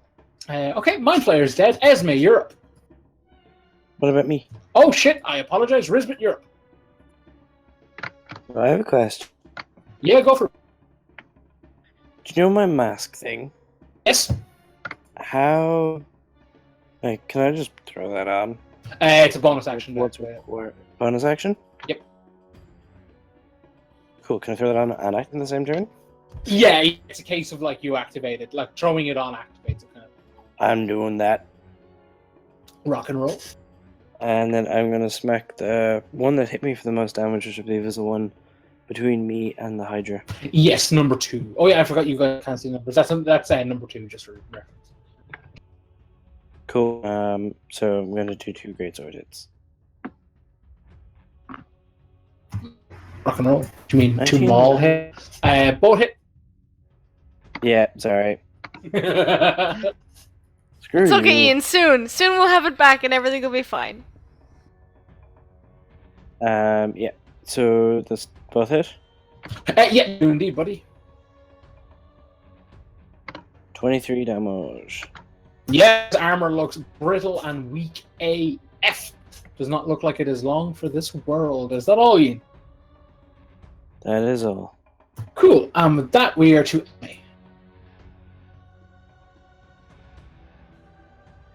Emily. If I ranged attack something close proximity, they get a opportunity attack. You know what? I genuinely do know. Anyway, I'm going to range the one directly. Well, not the one just up and to the right of Esme. The one that's attacking Rizbit. She's just going to take a shot at that. No, the other one, the one behind him. Yeah, Esme's going to take a shot at that and Yeah, just cool. hey, congratulations, guy next door to me. Do whatever. I'm going to shoot at the ones attacking our tank. Esme calls over to Coda. It's like, hey Coda, occupy all 5 of its mates. Good luck. Love you, Ah! babes. Bye. Cool. The Hydra is the true Vor boss. Oh my god, it's Vor versus Vor. I should have brought Henry. 23 to 22 hit. Deadly. Drop off this call.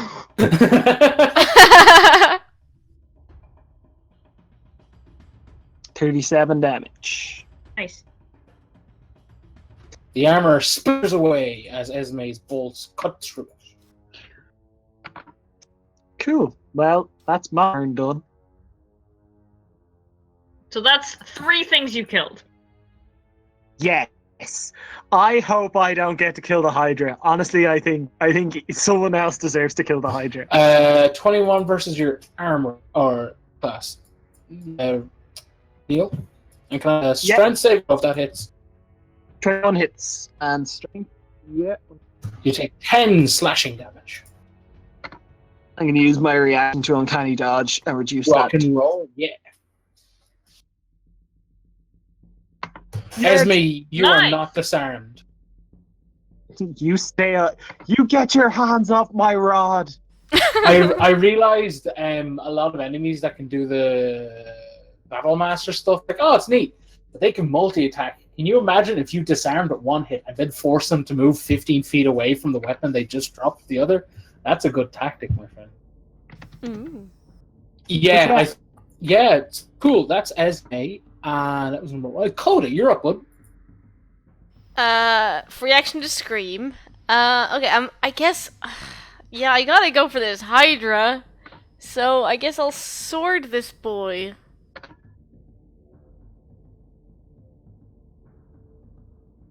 Those weren't amazing. 17 hits. I do 8 whole damage to one of its 5 dragon heads. There in a minute. I mean, I feel like I should take... I'll take the opportunity attack, and I'm gonna move away.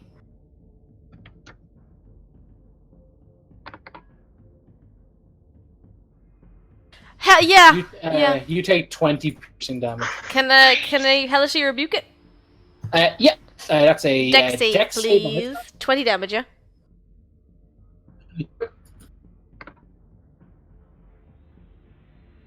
That's a 10. Fails. Oh, 10 damage. Nice. And that was Coda. Isadora, you're up. Isadora takes out her fancy schmancy horn and blows on it. Can the suit of armor and the Hydra make saves? Alright, I'll do the Hydra first.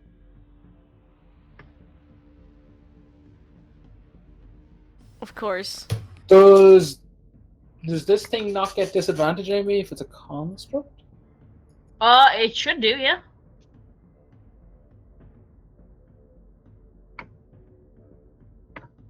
Cool. Yeah, suit of armor is 2. Okay, now the Hydra's gonna take half damage regardless.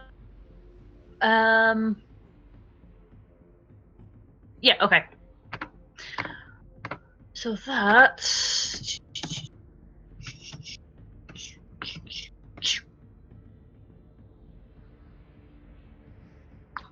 Sorry, I'm just trying to look. Yeah.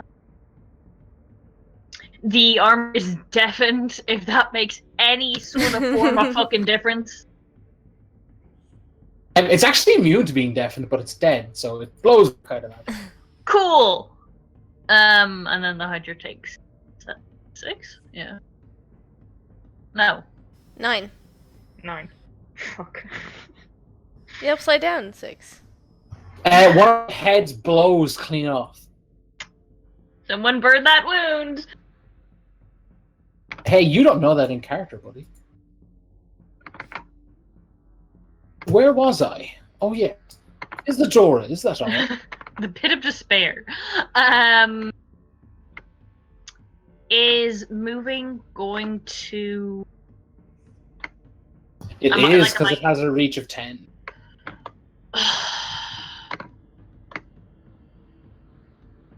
No, no, fuck it. I'll stay where I am.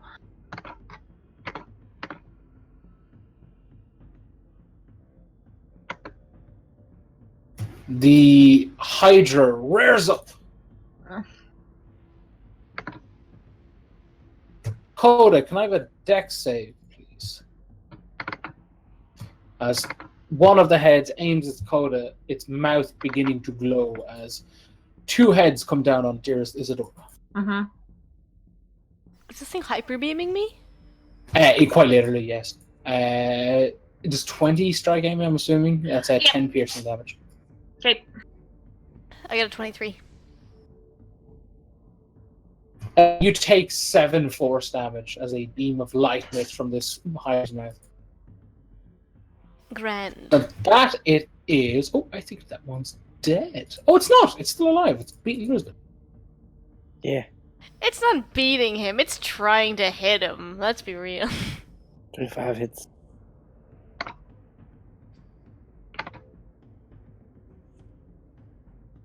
That's 10 slashing damage.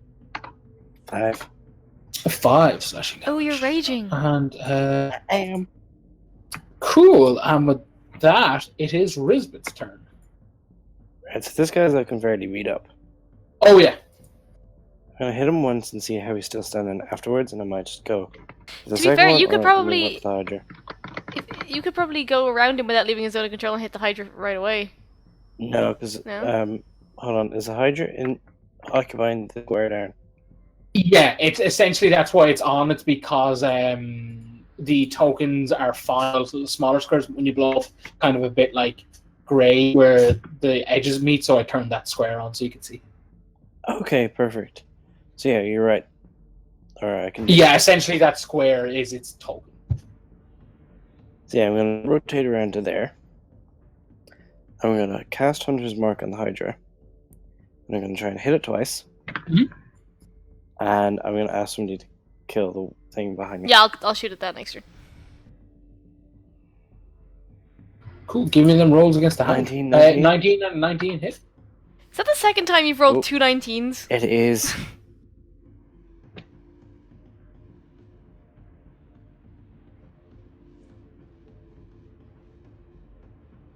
$41 damage, Darren. One more head, like essentially crushes in, and you see the bits of its neck tear from the impact, and it kind of flops and slams down onto the ground. I like Hunter's Mark. It's so cool. Hunter's Mark is a fucking great spell. And with that, we are back to Esme.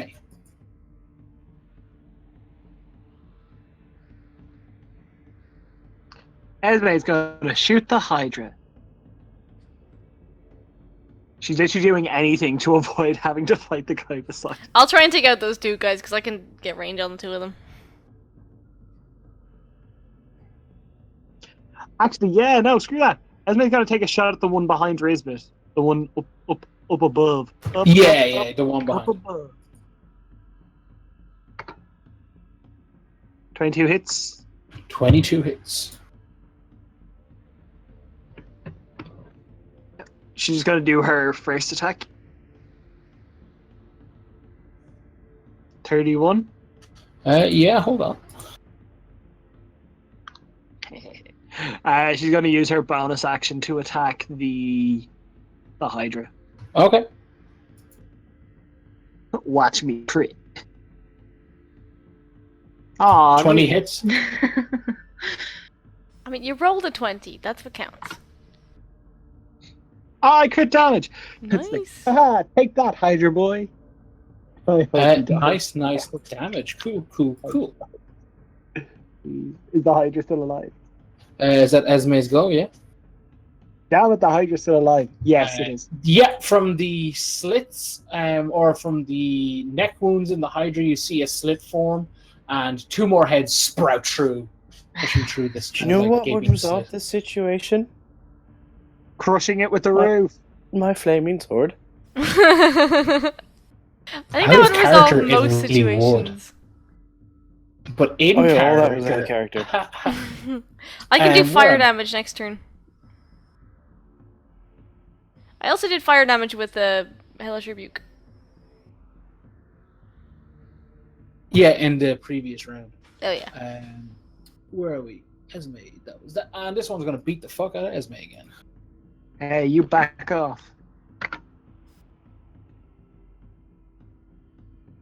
Now with a 14, you aid loser. 19 hits. Strength saving throw, please, Esme. Uncanny dodge to reduce that to 5, and then yeah.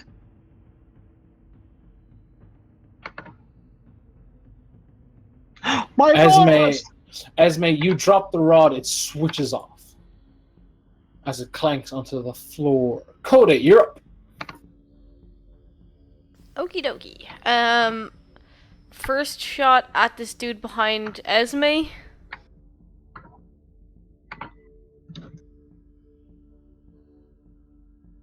$18 hits.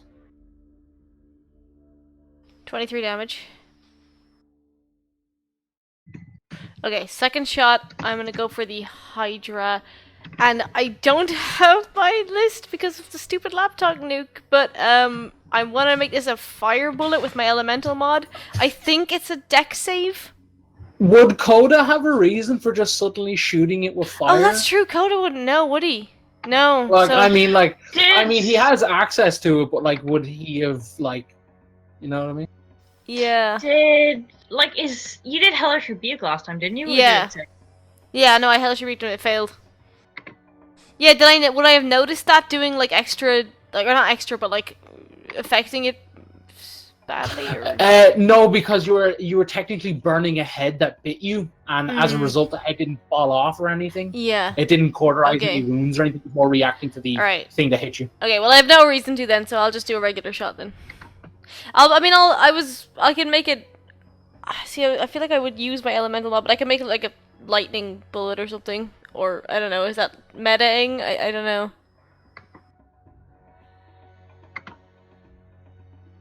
Like, it's probably too metagamey to use fire, but could I use my elemental mod anyway to do something else? You can certainly try if it hits. Yeah, well, I'll roll to hit anyway. Oh, I killed that guy behind Esme, so I get a grit point back, so I'm gonna make this with advantage.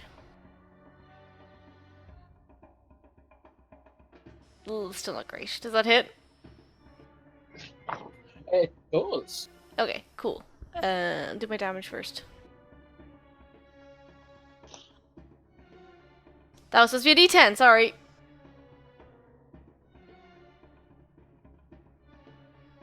$23. Cool. Yeah, I'll make a deck save for a lightning bullet.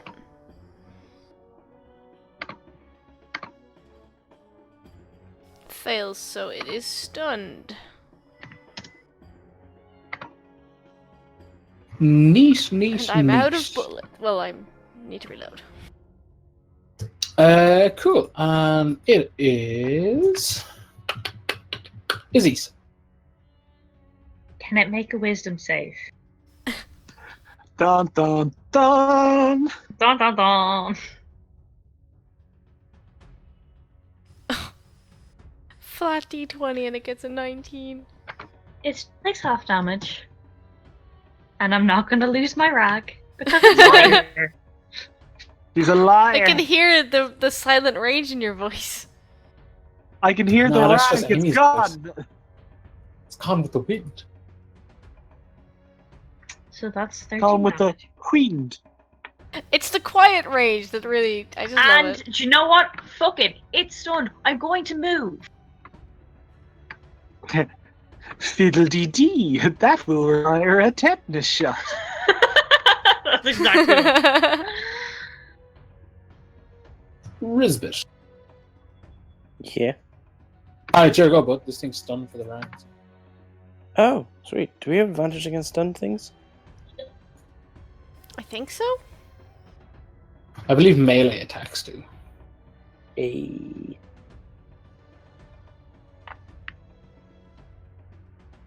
Oh, just all attack rolls, I apologize. 20 and 28. Yeah, both hit. Cool. I'm gonna add 2 level 1 smites to this.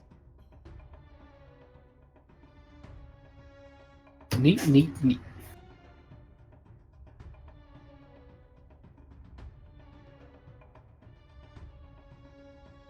Wow. Nice. Yeah, sixes. Yeah, It's 2 of its 57 heads come damage. off. Is that all, Riz? I believe so. Cool. Yeah, we are back to Esme. The Hydra resumes moving again, and 2 more heads sprout back. Esme, you're So up. how many heads does it have now? 3. Darren, Neil. what's the action? What do I gotta? What kind of action do I use to pick up my rod? Oh, I believe it's a free. It's a bonus action, bro, or free action. I'm not too sure. Cool. Cool. Esme sees the thing with the heads regrowing, and she's like, "That's nifty. I wonder how it does that. In fact, I wonder if I've ever, read about something that can do that. What kind of roll would she have to make to see if she can figure out how it does the thing?" A nature thing. Cool. Esme is going to attempt. Oh, lads. She has 0 in nature. I'm going to use my action to attempt a nature roll to figure out how it regrows its heads. If and you how want me to stop. try, I have a +3. If you want to use your thing to You attack, have a gun. okay. And then she's going to use her bonus action to pick up her rod. And we're going to see how that works. How's that sound, Darren? Yeah, give me them rolls, bud. Nice. Esme, you might not have studied Hydra, but you have certainly, perhaps out of boredom, thumbed through your father's library. I know that some reptiles can regrow heads, usually from a wound, and such wounds can be cauterized because if they're cauterized with fire, the skin is too hard for a regrowth to occur.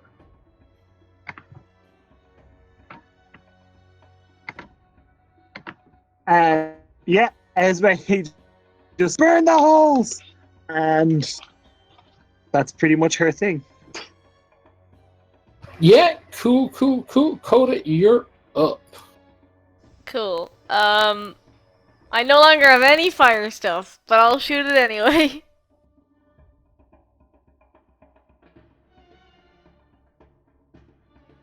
I can only do one this turn. 14, okay, yeah, 14 misses. I do nothing this turn. Isadora. I don't have any fire stuff. I am sorry. Can I make another wisdom save?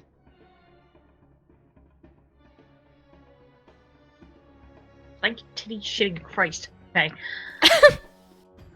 Titty shitting? Is he shitting titties? Yeah. No, he's shitting from his Laura. titties. No, stop. Both of you stop. I was on the internet when I was young once. Stop. Okay, those ones are annoying, but it's distant whisper, so it has its reaction to get as far away from me as possible. And that's not forced movement, so it's like It's not. opportunity attacks. It's not being pushed. It's just using its reaction to move. Yeah. There you go, in a direct line away from Isadora. So do I get an Risbit opportunity gets... attack? You You would both have would. you would Well, he have- hasn't left my zone of control, but Risbit He's would. only right. entered Coda's. Yeah, Risbit, you can make a swing. Cool. I've also got a thing. Hold on. Just need to remember them, but Relentless Avenger. So if I that hit now. this guy, Mhm. I can follow him as part of my reaction. Okay, interesting. 19 again, 19 does strike. and that would have my hunter's mark on it as well, wouldn't it? It would.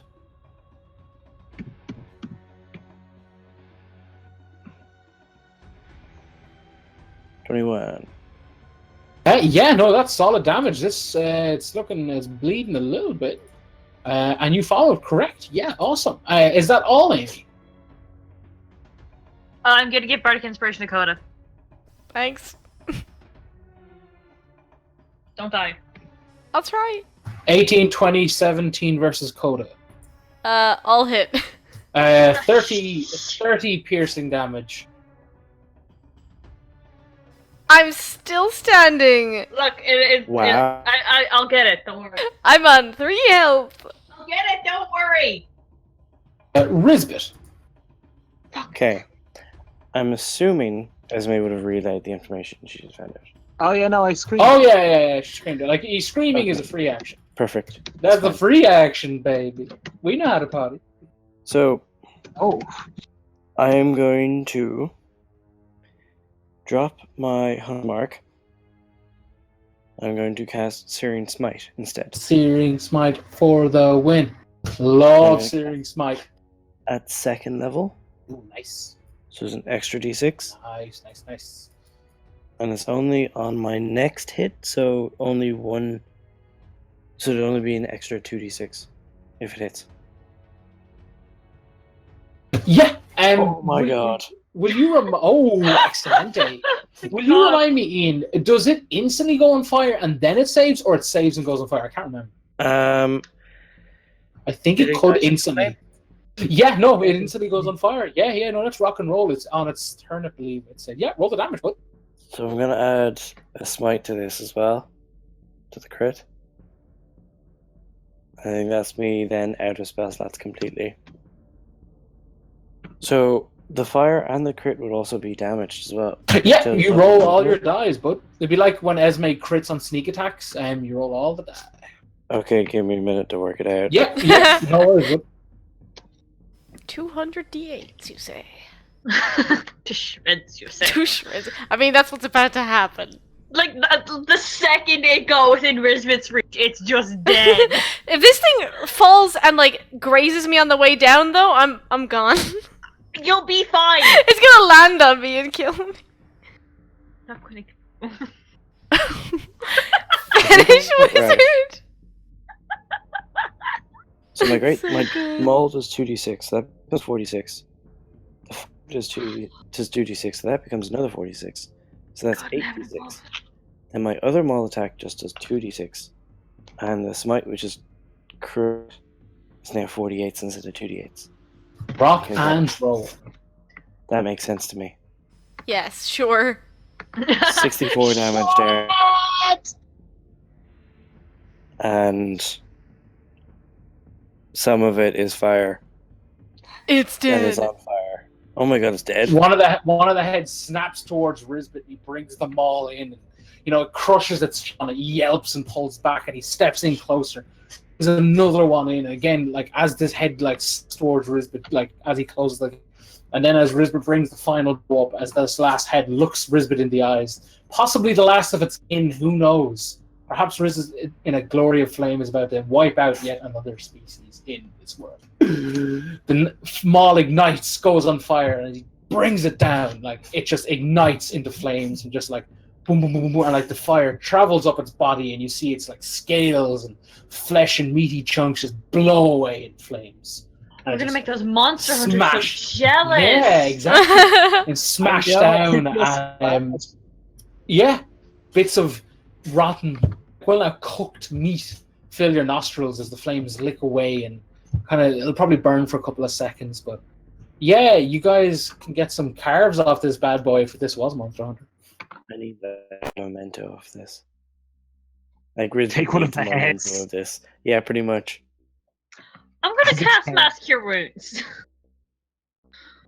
just because. I'm gonna sit.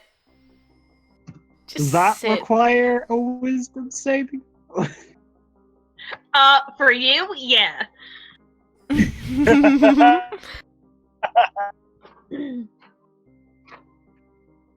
And like the second she's done, she'll point to those two sneaks sneaking off and say, "Hey, you!" Ooh, look at that. Oh wow, nice. Please make a character with that bat. Oh, that bat sounds amazing. Please, oh my god. So Guys, good. Okay, I'm just gonna put it out just very quickly. I'm gonna play a fortune teller, right? And the fortune teller's whole thing would be they would open a fortune telling by saying, like, I'm gonna cast a little spell on you, and it's not anything that's going to affect you too negatively. It'll just help relax you so I can give you a more accurate reading. And they just cast friends on them, obviously the person knowing exactly what's about to happen, to fully relax them into like a fortune telling. And if you want to con the fuck out of people trying to do that, I was just like, this is the coolest thing I've ever thought of. But yeah, That's pretty good. I like it. Esme is just like, hey, you with the big larva wagons, what you doing? What was that? What was nothing? We're just leaving. Tell us what happened here now. Why were you feeding people larvae? They're not good for you. We weren't. I don't know. We just woke up here, man. What are you doing here? What's with the snake head thing? What's with the rope, the armor thing? Oh boy. I'm gonna insight them. Darren, I have a minimum 15 insight. I'm just playing. I mean, you can insight them if you want. Esme, you're on the other side of the fucking room. That's fine. I have a passive 17 insight, but my ears are also full of blood right now, so... Riz was not paying attention. He's working on getting ahead. Yeah, I'll help you with harvesting parts of this thing. Isadora, they seem genuine with your knowledge of some magics. You know that certain wizards or certain individuals, you assume wizards, can like weave like charm spells so well that like essentially at higher levels in quotations, individuals wouldn't even know they've been charmed. Whereas traditionally, if you cast Charm Person after an hour, someone will know. Yeah. Yeah, but like essentially, like it is possible to do such a thing where individuals have literally no recollection of being charmed. Listen, we don't entirely know what happened here yet, but it wasn't good shit, obviously. She gestures to the dead Hydra and the brain tree. But basically, we think they were using you guys to do some bad shit to Orion. We're gonna try to find out what it is, but you guys should probably stick close. He nods and he's like, yeah, he's like, I feel like they were getting us to transport things. And he kind of looks around like, and kind of like scratches at his stomach area. And he's like, Can we look around to see if like they left any notes, or is there like any sort of correspondence or anything like that? Yeah, give me perception or investigation, your choice. Perception to look around, or investigation if you're like looking at a specific area. Like, I want to check the person. I want to check this thing. That's I'll perception. And again, it's a 13. Can I investigate the Mindflayer for like any goodies stored in its mind? Yeah, go for it. Esme just sticks her hand up its like octopus mouth, and it's like, aha, food. Oh, no. Does it have a cricket bat? I'm going to... No, the cricket bat's in the bathhouse back in Orion. Let's go! Let's go. After this, we've earned a bath. Yeah. Isadora, nothing leaps out at you. Essentially, like, what you perceive in this room is what you get. You get a crackling now... Well, now the flames have died down a smidge. Crackling, popping brain thing, the carts... There doesn't seem to be any instructions anywhere. You know that the body of the secretary lies slightly to the left of where the Hydra square is. Oh, yeah, The room. Yeah, that individual. And, you know, the suits of armor look like they're probably not wearable. Just glancing at them, they kind of look warped. Although they were just possibly suits of armor that were once animated, probably due like years of service. Perhaps the armor kind of got warped, distorted that like you can't just throw it. Esme, you find a weird fleshy sack in one of its pockets, pulsating much like the food, in quotations, on the truck. And you find a vial of liquid that the Hydra seems to have came from. You find a longsword and what looks like a dead worm-like thing, possibly a larva of some sort, in its pocket. Cool. I'm going to... She's gonna hawk the thing that looked like the food against the wall to see what happens. Oh, it straight up just like splats against it. You're not Does entirely it sure. explode like a wacky wall walker where it just like slaps and then like slides? Oh no, it splats, but you're not too sure if you heard a squeak. Maybe it was just this slappy, fleshy noise. Esme just turns back and is like, no, well that's sad. Guys, I got a Hydra. I got a Hydra squirter. Guys, I can squirt Hydra now. Esme just turns and is like, "Wait, guys, we could like fully unleash a Hydra into Uria later." Later. Much When you later. pick it up, all the telltale signs of this is a magic item. It needs to be identified. Spring up in Esme's face.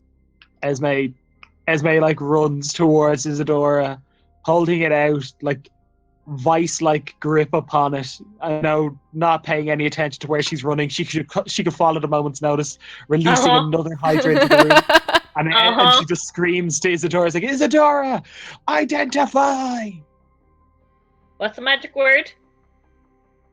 or else I'll release the Hydra." Like, please. I like the other Actually, the magic word. magic is that she says the verbal component for the ritual. Wah, wah, wah. Before you is a glass vial of Ernea's tears.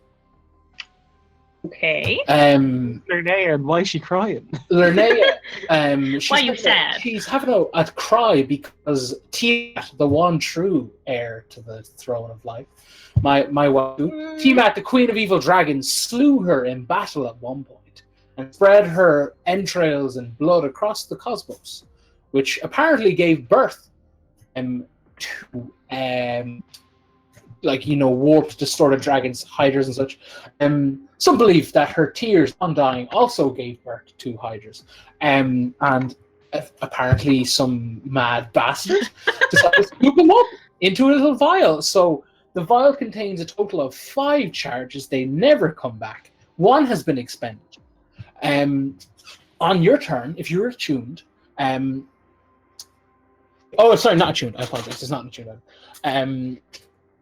It causes an action, but you can essentially display one of these to summon forth a Hydra onto the field. In doing so, you must succeed a Wisdom saving throw to bind the Hydra to your will. It will follow you and only you for 1 minute. After that, the bond is broken, and a Hydra with no master remains on the battlefield. For every tier that is expended, the DC for the Wisdom save goes up and up by 5 each time. Never going down, never recharging, so you'd imagine getting close to the bottom of the bar quite hard to make this thing friendly to you. If you summon forth the Hydra, fail the Wisdom saving throw, Hydra is still on the field, but it has no obligations to follow your commands or see you or anyone you designate as a free action as friendly, so it can attack whoever it feels. Okay, I'm honestly, let's never go back to Uria. No, I kid. But guys, imagine releasing 4 Hydra to fight Mother, and just probably watching her just incinerate them. Would equally be she wouldn't, and maybe she'd struggle a bit because there's 4 of them. I will say, out of character, there are 4 of them and 4 of us. We could ride them into battle. All I'm saying. Hold on. No, we're connected to them for 1 minute. Yeah, that's enough time to charge into battle on 4 Hydras. That's more than enough time to charge into battle on 4 Hydras. Darren, are those two young men still here? Yeah, they are over here to the right. The top one is a human. The bottom one is a elf. The human looks rather pale. He is looking at the brain thingamajigger ? To the Hydra. Looks rather pale, malnourished, and is clutching his stomach. Esme says to him, "Hey, you two got names?"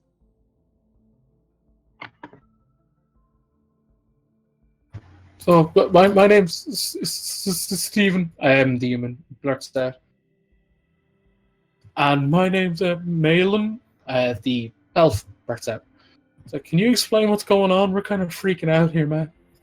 Esme puts on her most caring voice, and she says, "Hey, sit down next to the wagon. Take a few deep breaths. Are you injured? I'm sure my friend would be able to give you a hand and help you heal up and rest.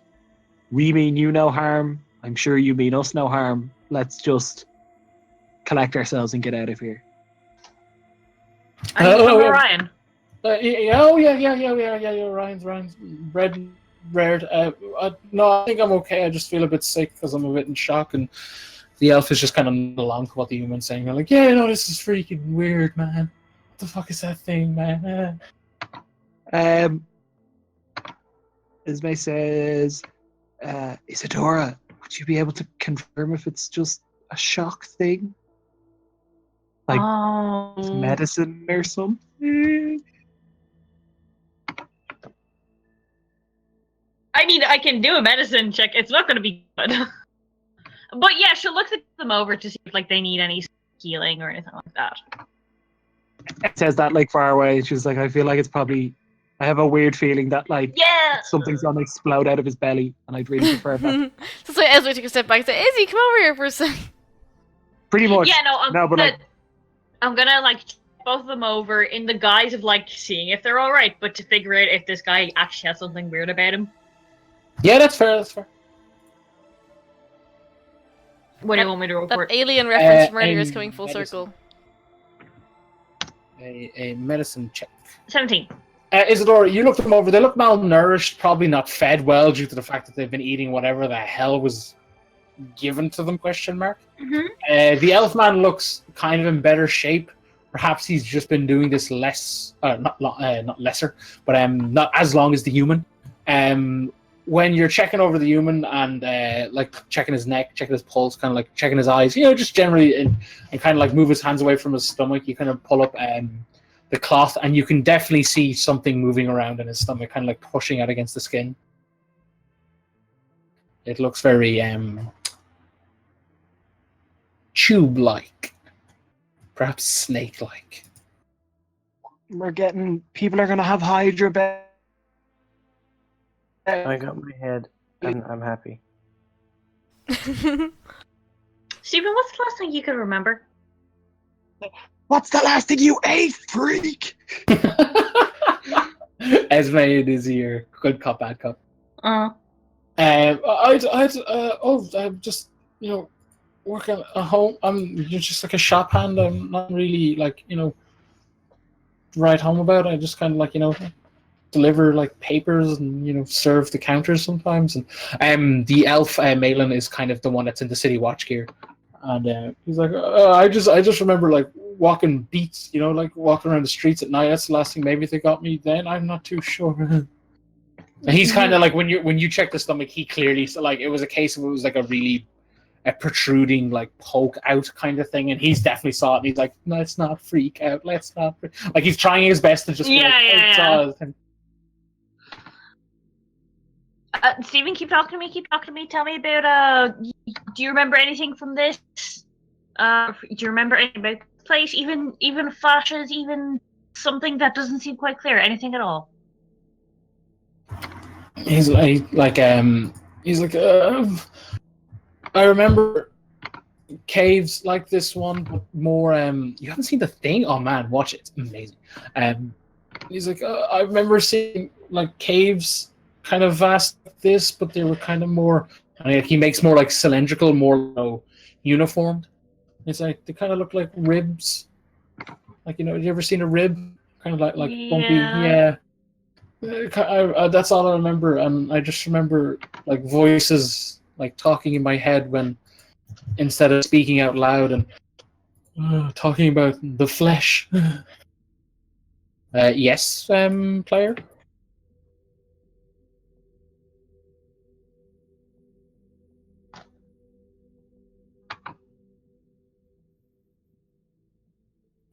Yes. Yeah, Esme is like, hey, look, it sounds like more of these freaks. Yeah, what would stand out to you is that the ship was located in what you would know to be the area that is Orion. Oh. Oh no! Guys, we need to go to the desert to find out the rest of the secrets. The whole plot was literally in the desert. Now we have to go back and find it again. God damn it. Yeah. Esme's just like, hey, that reminds me of that place that we went to once.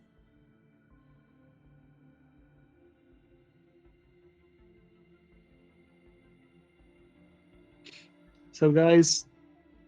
So, actually, Darren, is there any other ways around this cave? Like, No, any entrances it's or exits other than the no, one? the one you guys came to was pretty much, from what you can tell, unless one is magically present or hidden. Sorry, it is 100% just this like tunnel that led to this opening, and you can see cave walls, like a back, a roof, walls left and right, that sort of thing. Can I investigate for a hidden door? You may indeed. What are the others doing while Esme does that? Because it'll take some time. I was I'm gonna- looking at the big old dead tree to see if I can figure anything else about it. Give me a nature check, please, or an arcana check, your choice. Yeah, Coda, when you're looking it over, you don't know what its name or what it is. Like, aha, it's a nerd tree. That's what it is, guys. You do notice there's a massive correlation between whatever its food is and this, but it kind of honestly looks like it was almost pumping out organs to eat, almost, kind of thing. That sort of these, like, although this thing produced them, it certainly looked, it quite literally came from inside of the thing.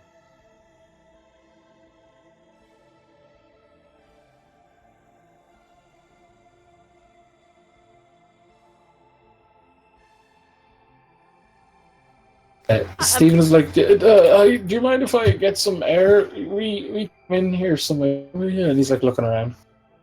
Yeah. When we're ready, we'll all head out together and we'll get you guys back to Orion. Is this the only place? I know you said you remember other places, but is this the only place like this you've ever brought the wagons to? Is this the only place that you've been like this? They both nod in sense, like, yeah, no, it's in and out here, in and out. You know, it's kind of a rotation, and they're kind of looking through their pockets, and maybe the elf kind of produces like this kind of weird glowing rock. And he's like, oh, I have this. Will this help you? And kind of gestures to hand it over to Izzy. Oh, let's find out, Malin. You know what it is? Is it? No, I was like, just could feel it poking my leg. I had something in my pocket. I don't really seem to have much else. And he's like, I just have my sword, and like he kind of like half pulls it out of his kind of thing, be like, look, it's my sword, that sort of thing. And he's like, no, I had this. Can I cast Identify on it? Yeah, essentially, like a magical key. You click the button, and if it's right. It's more than likely the device that they double tapped, and if it's near one of the doors it seems to open, it will activate, that sort of thing. Cool. Yeah, Malin, I'll hold on this for the yeah. Esme, you find no secret doors. You comb the walls. There is nothing here. All right. Touch the boulder of glory. Anyway, Esme like dusts off her hands and she says, "Well, let's do Coda's. Let's burn the wagons and then let's go back to town." Yeah, let's head out of here. All right, Stephen, let's get you some air. Yeah.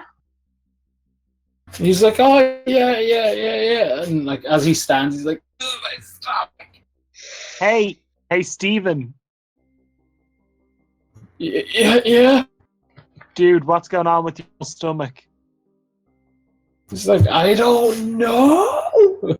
Does anybody know how to find out what's going on with your tummy? Riz, are you a doctor? Am I a doctor? This is Rizbit. He's a one-eyed doctor. He's going to He's going to medicine you, Rizbit. Have a look. Yeah, medicine check on this guy. Like, I'll say into the ring, I think it's a Mindflayer thing. I don't know. It's my thing. We gotta kill him. No, just maybe we can make him throw it up. Part of me is just saying that out loud. That one. He's just like, oh shit, it's Sonny, and he's like, we're gonna have to kill him. You ain't got long to live. We're going to look Yeah, where he it is. happens. He is pale AF, and his stomach is like moving of its own volition. Hmm. Hmm. I relay into the rings what's going on. It seems to be like kind of moving at an accelerated rate. I just don't want to smack it so badly. Hey, Stephen. He looks at Esme. I think you're pregnant with pure evil. Steven, can you try getting sick for us? He's like, oh, okay. He like kind Get of down with stands. sickness, Steven. Oh God, no way, me. Darren, I'm going to Hello. put my rod into my bow and point it directly at whatever pukes out of his body. He looks at Esme and he's like, why do you need that? And he's like leaning over, kind of like, like hands on his knees, kind of. He's like, ugh. And Malin is like stepping the fuck back. Come on, Malin, be a bro. Put your fingers down his throat. Esme's just like, hey, Malin, show us your belly. He like without cog just rips his shirt, like within reason of his scale mail, but like pulls up and his stomach isn't pulsating at all. Izzy, Ruby, can I have dex saves, please? Oh shit! 10-foot cone of vomit. Yeah, but I'm not the Esme, only he does. one. You need to stop rolling with disadvantage. It's a dex save. Sorry. You got a 19. I got a 19. Nice. And That's so all it is. I. Why You is guys it the get 19s tonight? You guys get no free blood in your mouth. As he Ew. like leans over to dry heave, you see whatever is in his stomach, like pierces through and kind of like goes up and goes through his neck, like comes out of his stomach and like wraps around it as of a snake, kind of like pinkishy, kind of definitely very skin-like. Yes, you do shoot it. You can roll to attack, and as like essentially it's happening super quick kind of thing. As Esme's like Jesus and lets it go. It seems to like lodge itself through his neck. You can see it's trying to go up towards the back of the cranium. 16 does hit. He is a civilian with no armor. He's a civilian. He has no armor. Please roll damage. And he is within 5 feet of Izzy and technically Risbet, even though it's not like the board. But yes, sneak damage. Can I? So, I'm targeting the weird thing, hurting him, right? Not him. I mean, you I are, know, but you're also he's hurt shooting what it looks like a regular-sized snake on his stomach, and you've hit. I know it's gonna hurt him too. I also just want to make sure that the most of the damage is. Yes, yes. If you don't kill this thing, he's dead anyway. Mm. Oh, that's fine. Then there's no pressure. 27 damage. He's like essentially braces him against the cart and collapses into the ground, and you see this thing like wailing and frantically, basically, like touching about, but it seems connected to both his stomach and the back of the neck / cranium area. Yeah, Risbet, it's a corpse at this rate. Risbet aims the hits and like splat it all over the back of the cart, and now Malin pukes up everywhere. I turn at him and I'm like, you doing the same? No. Like, basically in between driving me, he's like, I want That's He's just like, hey, Coda, remember that thing about the fire? Yeah, I was just waiting until he would. Just hold on. How long does it take for you to start a fire? I out of character, I don't know. I assume I just have like a tinderbox. I have a tinderbox, yeah. So like I assume not that long. You have like you probably have a flask of oil in an adventurer's kit kind of thing. I do. I have a tinderbox and I have oil. And Darren, how tall are these tunnels that we came through? I think probably about 20 feet high. As in, even up to the doors that we came to. No, it would probably Or get the- to about maybe 10 feet high at the literal entrance bit of it, but it kind of widens up. Okay. Yeah, what's up? Esme's just like, hey, so, I have a sneaking suspicion that our good friends Grace and Wrath are about to become belly snake people. So let's get on our horses and ride into the night back towards our friends and hope that they have not become belly snake people. Yeah. Coda, if you can't insta fire, I don't think we need to burn it down. And Malin, if you have something wrong with your stomach and you don't tell me, I'm gonna make sure it hurts. Malen's that guy who gets bitten in a zombie movie but doesn't tell He anyone. doesn't tell anyone. I Actually, assume no. while this has all been going on, I've been dousing this shit with oil and like getting the tinderbox Oh, ready, so I yeah, can just yeah, light a yeah. match basically and burn it. Oh yeah, 100.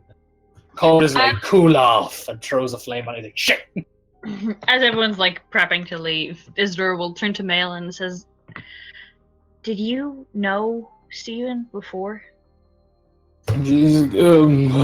No. Well, I'd seen him around the city. If I kind of knew his face, but no.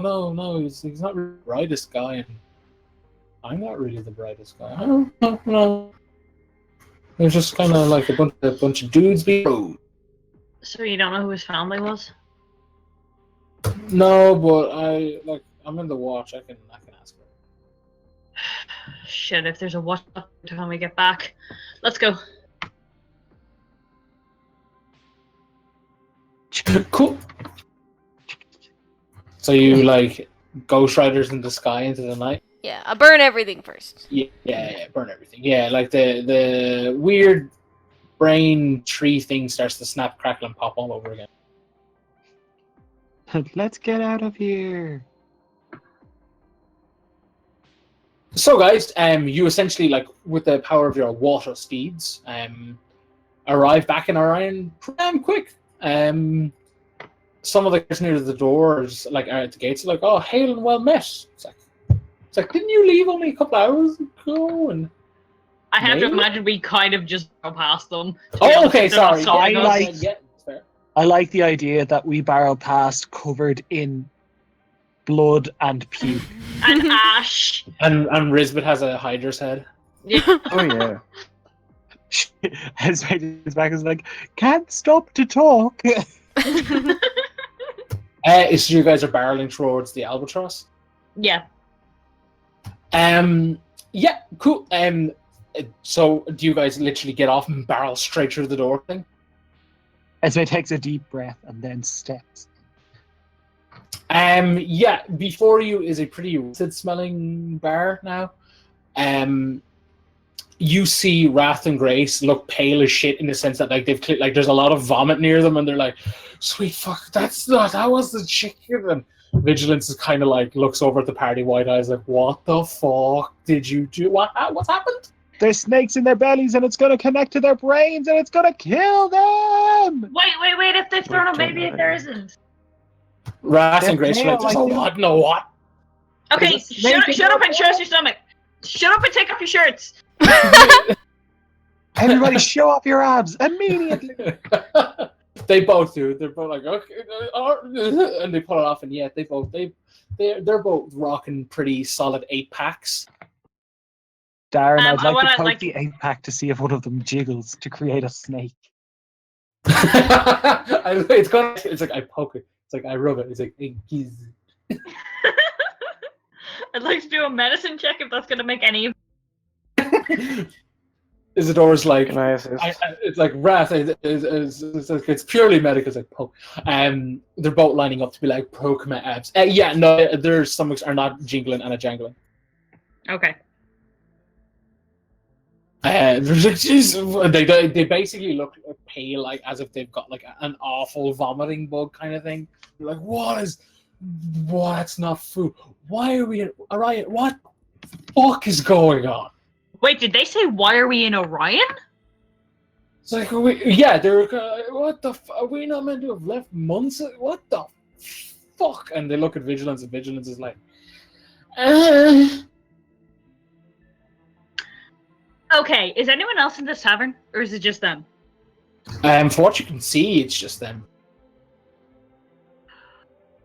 Okay, here's what we know. You guys have been in Orion for ages, and you haven't wanted to leave, and we didn't think anything of it, but then you can thank Vigilance, actually, because she's the one who pointed out, hey, people are acting funky about the food, so we followed the food back to where it came from, and surprise, surprise, it's Mindflayers, and that they had this awful fleshy tree poking off awful fleshy parts that it was transmuted to food, and that's what everyone was eating, and it was controlling your minds, and we murdered it, and you're welcome. Thank you. Oh, and also we sorted the giant problem, so everyone's also welcome for that. Grace, We haven't finalized the giant problem. We need to speak to our giant friend. We will. We'll tick that box. Esme just turns to Wrath and Grace. Is like, I think we need a strong hand in this one. Both of you, go to your room. You're gonna go and sleep this off. They're like, oh, okay, thank you for food. They're kind of and they're like, okay, and they slowly wobble upstairs, and Vigilance is like, what the fuck? I know, it's pots for them fucked to up, right? puke in. It's like, okay, I'll see if there's like something behind the counter, and like when she approaches the counter, you hear like behind the counter. Esme just like steps up to the counter. It's like, hey, barkeep, how's that stomach feeling? It looks like Birdie the boy himself, and he is clutching his stomach. He's like, my stomach hurts. Birdie, roll on your back. He rolls on his back. He's like, it's not helping. Okay, Darren, I would like to undress Bertie to see his belly. The Bertie belly. Bertie's belly be bumbling. Okay, so Esme says,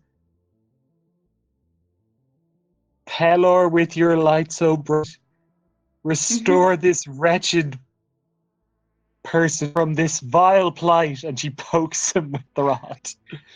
But it's less, it's more like she holds it and hovers it over his belly to see if anything happens, and then if nothing happens. Nothing happens. Vigilance is like, we need you like healed. Just get him on the table. I'll see you. She's like, ah! Yeah, you're a cleric. It's like, yeah, but it's bleh. Vigilance it's a snake. It's wrapped around his belly. Yeah, if that Vigilance doesn't come out, lies- he's dead. So no pressure. No pressure. Mhm. He accidentally killed the last guy who had a thing in his belly. Though I feel like they might die either way. Vigilance lies down on like the main center table, and it's just like, I like diseases. Is disease? It's probably a disease, right? I don't know. Oh my god, this is what that dog had. It wasn't Caius this time, guys. Oh my god. Well, try that first. Let's see how it goes.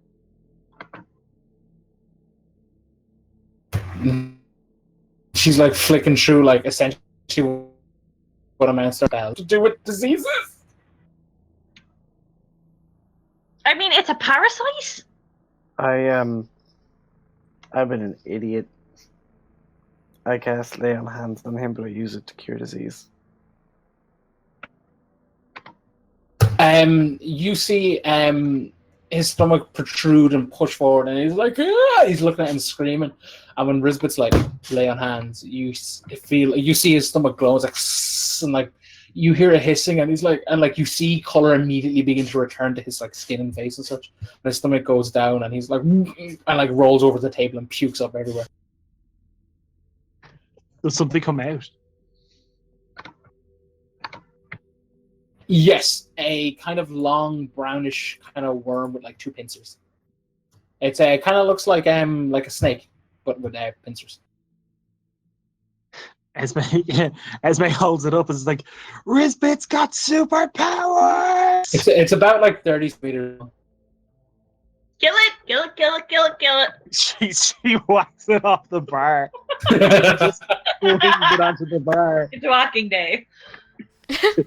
Oh, yeah!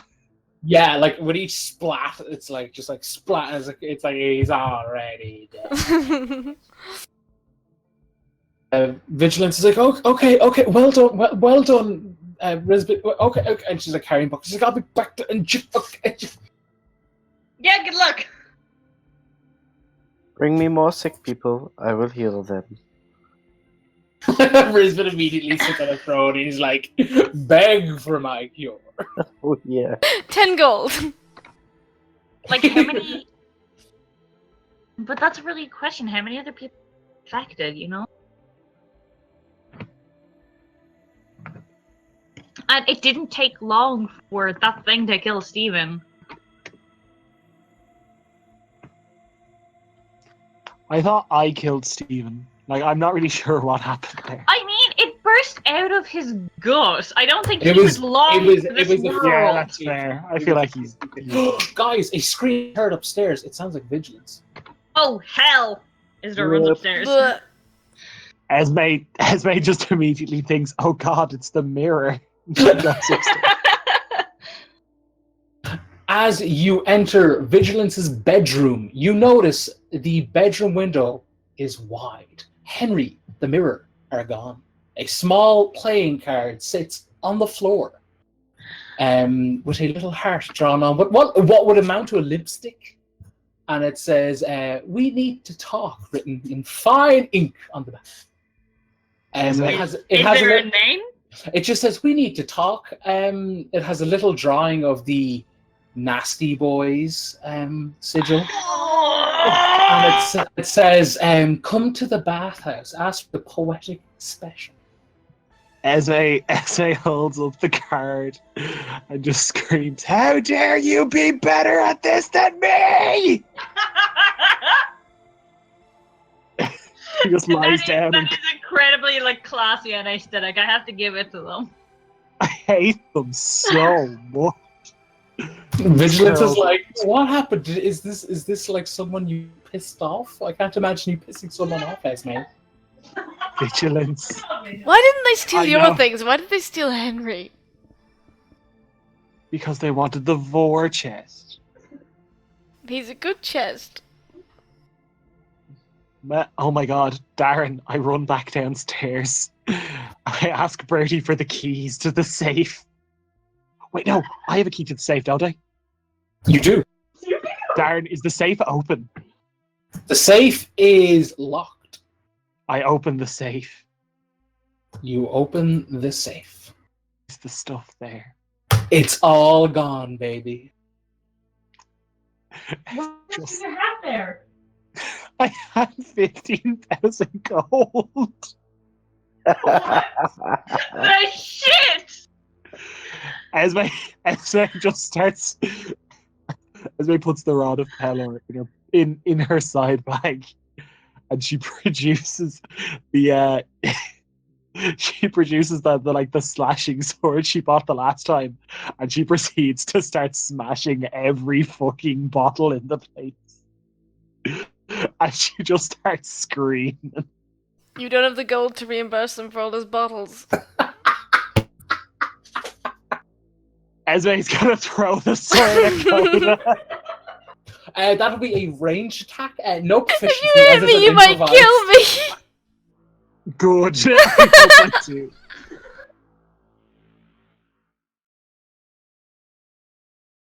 It's okay. It'll be. Yeah, it is! You get 1 point of damage. Oh, as that's the fine. hilt of the- like the guard of the sword. That's fine, I'm still Coda up. in the face. Can I at least give him a black eye? Oh yeah, 100%. It's like really awkward too. It's at the corner of the eye. It's like a motherfucker. He's just like, I'm sorry I lost my cool there. They have 15,000 gold belonging to me. And a Bertie very just crawls up important from like vomit and blood. And he's like, "Oh sure, beat up the poor guys, Bart. It's fine." We What? saved your life. Also, Esme basically just kneels on his chest and is like, I would like you to confirm that you did not steal my gold.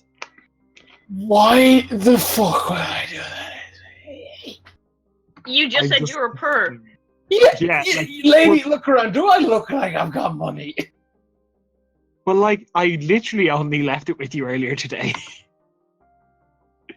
I felt ill. I went for a lie down. I woke up to a sore stomach, and you Is your guys all stomach moving? screaming. No, the snaky thing came out. Oh, sorry. I thought it was a different person. Sorry. Esme just says, it's like, okay, guys, well, Darren, what time is it now? Oh, geez, you guys did this at like 9 p.m. Oh, it's about like 3 in the morning, I'd say at this rate. Between all like coming and going and burning and talking. Esme just, guys, we have an hour. We're going to rest up a little bit. And then we're going to go and blow up a bathhouse. Hey, look on the bright side. You wanted to find these guys, right? No, because I'm not sure. I feel like someone who uses a hard playing card might like be a good guy, and now I have to like navigate whether or not they're a good guy. They might did just steal be everything dickheads. from us. That's one I mark know, but, against like them. I would have done that to us. Bertie overhears you talking about it. It's like, oh, the bathhouse is like essentially the map pops up and pings, and it's like south here near the fish company near the docks. and hey, how many people stay there? Like literally the worst people in the world. Literally all of them.